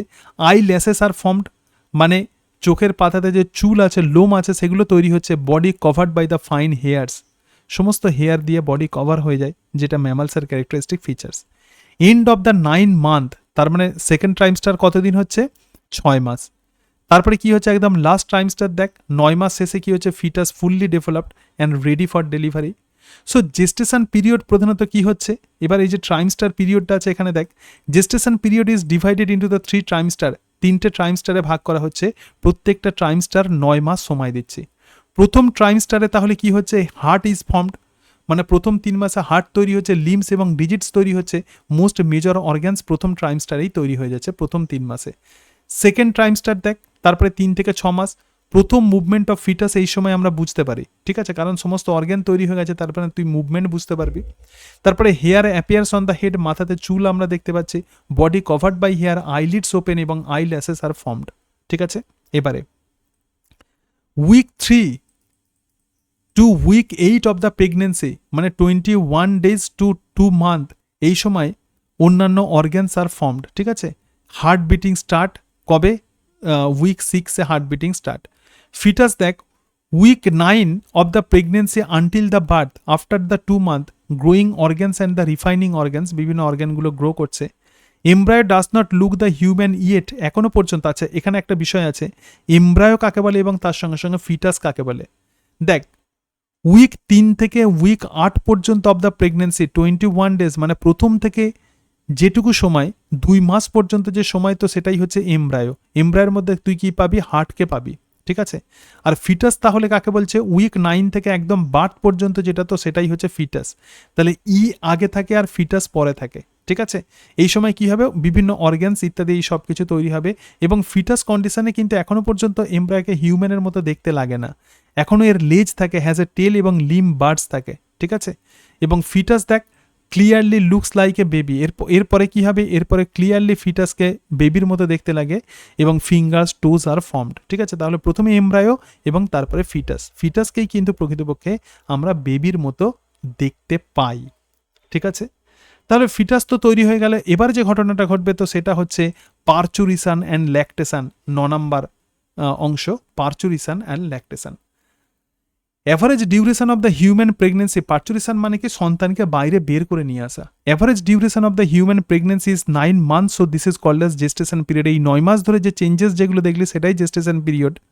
এবং জেস্টেশন পিরিয়ড শেষ হয়ে যাওয়ার পরে কি হবে, vigorous contraction of the myometrium of the uterus. ইউটেরাসে আমরা দেখেছিলাম ডিফারেন্ট লেয়ার থাকে, এন্ডোমেট্রিয়াম, মায়োমেট্রিয়াম ইত্যাদি ডিফারেন্ট লেয়ার থাকে। তাহলে মায়োমেট্রিয়াম যে মাসেলস আছে সেটা কন্ট্রাকশন হয়, সংকুচিত হয় আফটার জেস্টেশন পিরিয়ড। তাহলে কি হচ্ছে, causes the expulsion or the delivery of the fetus call the parturition, ঠিক আছে। তাহলে জেস্টেশন পিরিয়ডের পরে এই যে ডেলিভারি হচ্ছে সন্তানের, তো তাকেই আমরা বলছি পারচুরেশন। কেন হয়, কারণ মায়োমেট্রিয়ামের ভিগোরাস কন্ট্রাকশন হয়। এখন এই যে পারচুরেশন যেটা হচ্ছে এটা কিন্তু টোটালি নিউরো এন্ডোক্রাইন কন্ট্রোল। কিভাবে হয় দেখ, parturition induced by complex neuro endocrine mechanism. প্রথমেই কি হচ্ছে, contraction of the uterus, uterus সংকুচিত হচ্ছে এবং দিস রিলিজ দ্য অক্সিটোসিন। দেখ অক্সিটোসিন রিলিজড হয়, অক্সিটোসিন হরমোন দু জায়গাতে কাজ করবে। এক নম্বর হচ্ছে পারচুরেশনে হেল্প করবে, ইউটেরাসের কন্ট্রাকশন ঘটাবে এবং তার সঙ্গে সঙ্গে আমাদের যে মেমোরি গ্ল্যান্ড আছে তার মায়োপিথেলিয়াল সেলের কন্ট্রাকশন ঘটাবে, মিল্ক ইজেকশন ঘটাবে। তাহলে প্রথম আমরা যেটা দেখবো সেটা হচ্ছে ফিটাল ইজেকশন রিফ্লেক্স। দেখ যখন বেবি যখন একদম 9 মান্থ হয়ে যায়, 9 মান্থ 7 দিন যখন হয়ে গেল, তখন একটা সিগন্যাল চলে যায় আমাদের ব্রেনে। Signal originate from the fully developed foetus and the placenta. এখানে আমি ফিটাস বলছি, ঠিক আছে। ফিটাস এবং প্লাসেন্টা থেকে একটা সিগন্যাল চলে যায় এবং এই সিগন্যাল গিয়ে প্রথমে একটা মাইল্ড ইউটেরাইন কন্ট্রাকশন ঘটায়। সো এটাকে আমরা বলবো ফিটাল ইজেকশন রিফ্লেক্স। প্রথমে একটু একটু ব্যথা হবে, ঠিক আছে। এবার তারপরে কি হবে, step 2, trigger release of the oxytocin. এই যে ফিটাল ইজেকশন রিফ্লেক্স হচ্ছে তার ফলে পোস্টেরিয়ার পিটুইটারি গ্ল্যান্ড থেকে অক্সিটোসিন হরমোন রিলিজ হয়, এটা হচ্ছে main parturition hormone from the maternal pituitary এবং cause the stronger uterine contraction. তাহলে প্রথমে হালকা কন্ট্রাকশন হচ্ছে, সেই কন্ট্রাকশন এবার আমাদের পোস্টেরিয়ার পিটুইটারি গ্ল্যান্ডকে অ্যাক্টিভেট করে দিল, সেখান থেকে অক্সিটোসিন এলো, অক্সিটোসিন এসে আরও কন্ট্রাকশন করছে, কজ দ্য স্ট্রঙ্গার কন্ট্রাকশন, আরও কন্ট্রাকশন করছে এবং stimulate the further secretion of oxytocin. যত কন্ট্রাকশন হবে তত অক্সিটোসিন সিক্রেটেড হবে এবং এই কন্ট্রাকশন হতে হতে stimulated reflex between the uterine contraction and the oxytocin secretion continue. Contraction হলো, আবার অক্সিটোসিন সিক্রেশন হলো, আবার কন্ট্রাকশন হলো, আবার অক্সিটোসিন সিক্রেশন হলো। So stronger and the stronger contraction of the uterus, baby expelled out from the uterus to the birth canal, ঠিক আছে। এই যে টোটাল ঘটনা, তো এটাকেই আমরা বলবো পারচুরেশন। তাহলে পারচুরেশনে হেল্প করছে কে, মেনলি যেটা হেল্প করছে সেটা হচ্ছে অক্সিটোসিন হরমোন। কিন্তু জেস্টেশন পিরিয়ডের পরে প্লাসেন্টা হঠাৎ করে উইক হয়ে যায়, জেস্টেশন পিরিয়ডের পরে প্লাসেন্টা হঠাৎ উইক হয়ে যায় এবং তার ফলে প্লাসেন্টা তো প্রোজেস্টেরন তৈরি করে, প্রোজেস্টেরন লেভেল ড্রপ করে যায় এবং placenta secret corticotropin releasing hormone. Placenta থেকে কি তৈরি হয়, কর্টিকোট্রপিন রিলিজিং হরমোন তৈরি হয় এবং সেই কর্টিকোট্রপিন রিলিজিং হরমোন কি করছে, this actually acts on adrenal cortex of the fetus. ফিটাসের অ্যাড্রিনাল কর্টেক্সে সেটা ফাংশন করছে এবং তার ফলে সেখান থেকে কর্টিজল তৈরি হচ্ছে এবং এই cortisol opening the lungs of the alveoli and facilitate the breathing, ঠিক আছে, বুঝতে পারছিস।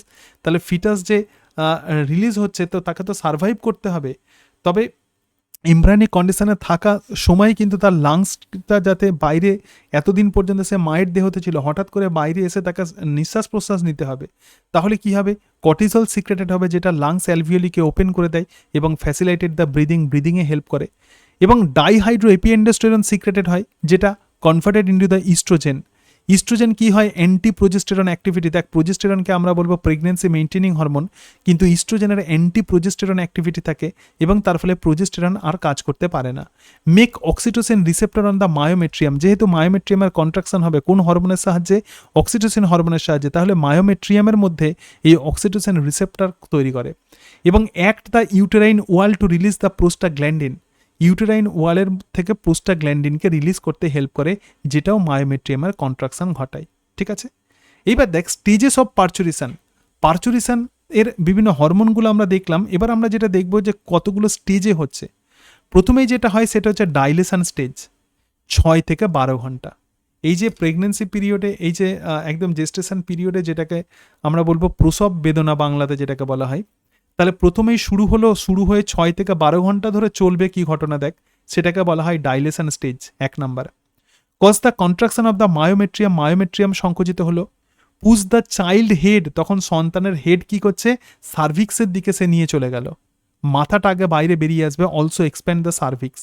এবং এই সময় আর একটা হরমোন কাজ করে, তার নাম হচ্ছে relaxin secreted from the ovary and the placenta এবং ওভারি থেকে এটা সিক্রেটেড হলো, এবং তার ফলে কি হচ্ছে, cause cervix expanded up to 10 centimeter, সার্ভিক্সকে 10 সেন্টিমিটার পর্যন্ত এক্সপ্যান্ড করে দিচ্ছে। এবং দেখ, এই যে রিল্যাক্সিন আছে কোলাজিনেস এবং প্রো কোলাজিনেস এনজাইম তৈরি করছে, অ্যাক্টিভেট দ্য কোলাজিনেস এবং প্রো কোলাজিনেস এনজাইম এবং rupture the amniotic membrane.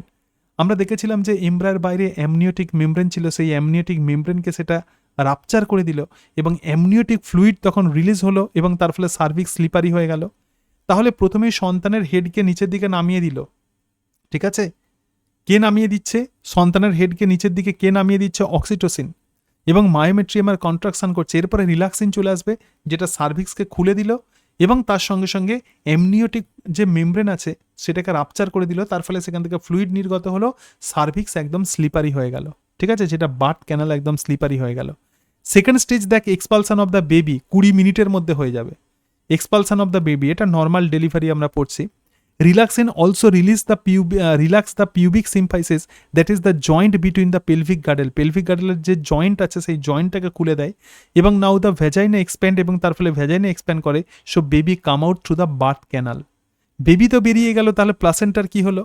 Expulsion of the placenta. তাহলে দেখ প্লাসেন্টা কি হচ্ছে, occur after the 30 minutes of the child birth, তার মানে সন্তান জন্মের 30 মিনিট পরে প্লাসেন্টা ন্যাচারালি এটা রিলিজড হয়ে যায়। প্লাসেন্টা এবং extra embryonic membrane come out from the uterus থেকে এগুলো সব কিন্তু বেরিয়ে আসে। এরপরে কি হবে, আমরা তো দেখেছিলাম যে হিউম্যান প্লাসেন্টা হচ্ছে ডেসিডিয়াস প্লাসেন্টা, তাহলে ব্লিডিং হচ্ছে, প্লাসেন্টা যখন রিলিজড হচ্ছে তো সেই ব্লিডিংকে স্টপ করতে হবে। Now the myometrium again contracted, myometrium সংকুচিত হয়, this leads to stop the bleeding. আমাদের যখন দেহের কোনো হাত যখন কেটে যায় আমরা সেটাকে চেপে ধরি, সেই জায়গাটা সংকুচিত করি, তার মানে আমরা চেষ্টা করি যে ব্লাড যাতে বেরিয়ে না আসে। সুতরাং stopping of the bleeding is caused by contraction of myometrium, ঠিক আছে? So this are the different steps of parturition আমরা দেখলাম। Okay, clear? হ্যাঁ। এবার দেখ, একদম লাস্ট অংশে আমরা চলে এসেছি ল্যাকটেশন। শুধুমাত্র পার্চুরেশন হলেই হবে না, এবার সন্তান মাতৃদুগ্ধ পান করবে, তো সেই ঘটনাকে আমরা বলবো lactation. Memory gland of the female undergo the differentiation during the pregnancy পিরিয়ডে তাদের মেমোরি গ্ল্যান্ডের ডিফারেন্সিয়েশন হয়। ইস্ট্রোজেন কি করে আমি বলেছিলাম, ডাক্টাল সিস্টেমের ডেভেলপমেন্ট ঘটায়। আর প্রোজেস্টেরন কি কাজ করে, promote the growth of the lobule and the duct, মানে অ্যালভিওলাইয়ের ডেভেলপমেন্ট ঘটায়। এবং ইস্ট্রোজেন অ্যান্ড দ্য প্রোজেস্টেরন দুজনে মিলে কি কাজ করছে, physical development of the breast, স্তনগ্রন্থির ফিজিক্যাল ডেভেলপমেন্ট ঘটায়, but inhibit the secretion of milk. ভালো করে শোন, ইস্ট্রোজেন এবং প্রোজেস্টেরন যদিও আমাদের মেমারি গ্ল্যান্ডের ডেভেলপমেন্ট ঘটায়, কিন্তু মিল্ক সিক্রেশনে বাধা দিচ্ছে। কাকে সিক্রেশনে বাধা দিচ্ছে? মিল্ক সিক্রেশনে। Towards the ends of pregnancy পিরিয়ডের শেষের দিকে ইস্ট্রোজেন এবং প্রোজেস্টেরন লেভেল ড্রপ করে যাচ্ছে। যদি ড্রপ করে যায় তখন কি হচ্ছে, সো আমাদের Memari gland start producing milk call the lactation. কি বললাম, বুঝতে পেরেছিস? তাহলে প্রথমে কিন্তু মিল্ক তৈরিতে বাধা দিচ্ছে কি, ইস্ট্রোজেন প্রোজেস্টেরন, কারণ প্রেগনেন্সি পিরিয়ডে ইস্ট্রোজেন প্রোজেস্টেরন লেভেল অনেক বেশি থাকে। কিন্তু যখন প্রেগনেন্সি পিরিয়ড শেষের দিকে হয়ে যায় তখন ইস্ট্রোজেন এবং প্রোজেস্টেরন লেভেল ড্রপ করে যায় এবং তার ফলে কি হবে, ল্যাকটেশন হবে। ডিউরিং দ্য নর্মাল লাইফ, আমরা যখন নর্মাল লাইফে থাকি, প্রেগনেন্সি পিরিয়ডে যখন আমরা থাকি না, তখন প্রোল্যাকটিন ইনহিবিটিং হরমোন কাজ করবে, is the dominant, so it does not allow the secretion of the prolactin. কিন্তু যখন প্রেগনেন্সি পিরিয়ডে থাকে তখন প্রোল্যাকটিন রিলিজিং হরমোন সিক্রেটেড হয়, is the dominant, and it acts on the anterior pituitary to release the prolactin. কবে থেকে? 5th week of pregnancy থেকে এটা রিলিজ করে এবং তার ফলে আমাদের প্রধানত ল্যাকটেশন হয়। ভালো করে দেখে এখানে। সুতরাং প্রোল্যাকটিন রিলিজিং হরমোন কি কাজ করবে? প্রোল্যাকটিন রিলিজিং হরমোন হাইপোথ্যালামাস থেকে সিক্রেটেড হয়, যেটা অ্যান্টেরিয়র পিটুইটারিকে অ্যাক্টিভ করছে এবং তার ফলে অ্যান্টেরিয়র পিটুইটারি থেকে প্রোল্যাকটিন তৈরি হচ্ছে। আর নর্মাল লাইফে প্রোল্যাকটিন ইনহিবিটিং হরমোন প্রোল্যাকটিন সিনথেসিসকে বাধা দিচ্ছে, এখানে ক্রস করে দিয়েছি। এবার এই যে প্রোল্যাকটিন যেটা প্রেগনেন্সি পিরিয়ডে যেটা তৈরি হচ্ছে from the 5th week of pregnancy, এই প্রোল্যাকটিন দুটো কাজ করছে। During the pregnancy enable the growth of mammary গ্ল্যান্ডের গ্রোথ ঘটাচ্ছে, এবং ল্যাক্টোজেনিক মানে কি synthesis of the milk from the alveolar cell. আমরা ব্রেস্টের মধ্যে এরকম অ্যালভিওলার সেল দেখেছিলাম, ঠিক আছে? সো এই অ্যালভিওলার সেল থেকে মিল্ক তৈরি করতে হেল্প করছে কে? প্রোল্যাকটিন। এবং এই যে মিল্ক যেটা এবার বাইরে বের হবে, তো সেই কাজে সাহায্য করবে যেটা, তো তার নাম হচ্ছে অক্সিটোসিন। তাহলে আমরা তো ল্যাকটেশন দেখে নিলাম, এবার আমরা কি দেখব? মিল্ক ইজেকশন, অর যেটাকে বলা হচ্ছে milk let down reflex.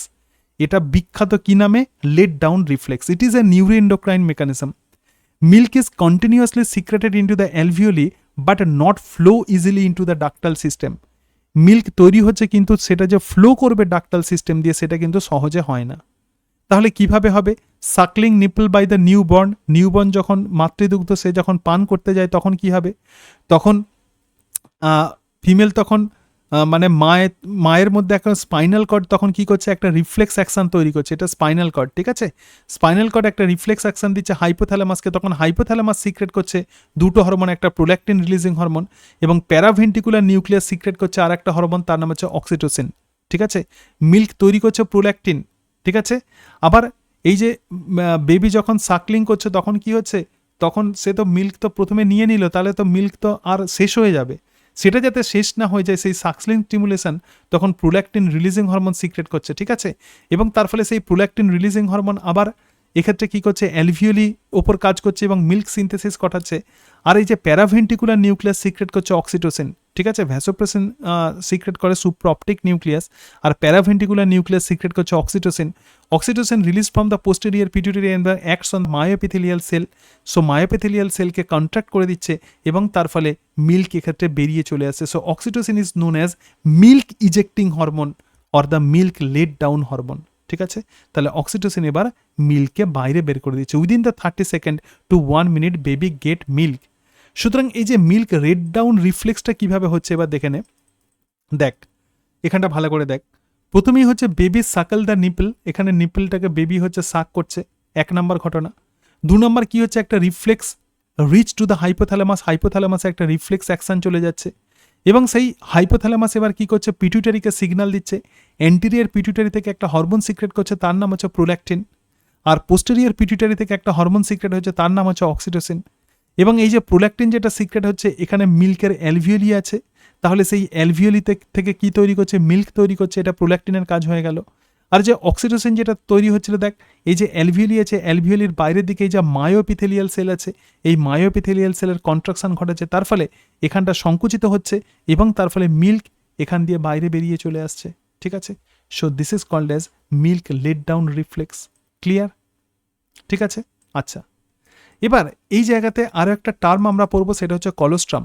So milk produced during the initial few days during the lactation, যখন একটা সন্তান বেবি যখন জন্মালো তখন কিছুদিন যে মিল্ক যেটা সেটা কিন্তু অতটা হোয়াইটিশ নয়, তো সেই যে প্রথম যে মিল্ক, তো তাকেই আমরা বলবো কলোস্ট্রাম। এটা কিন্তু স্লাইটলি ইয়েলোইশ, এটাকে আমরা কি বলবো? স্লাইটলি ইয়েলোইশ এর colour, contain the high amount of antibody, প্রচুর পরিমাণে এখানে অ্যান্টিবডি থাকে, that is the immunoglobulin A. ভালো করে শোন, আইজিজি অ্যান্টিবডি কি করতে পারে? আইজিজি অ্যান্টিবডি প্লাসেন্টা ক্রস করতে পারে। তাহলে সন্তান নির্গত হওয়ার পরে কোন অ্যান্টিবডি কাজ করবে? আইজিএ।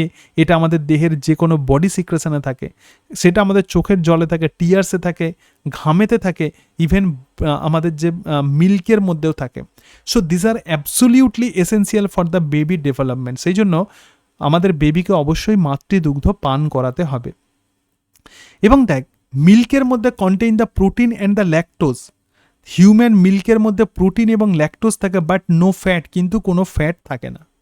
একটা হিউম্যান মিল্কের তাহলে জেনারেল কম্পোজিশন কি হবে?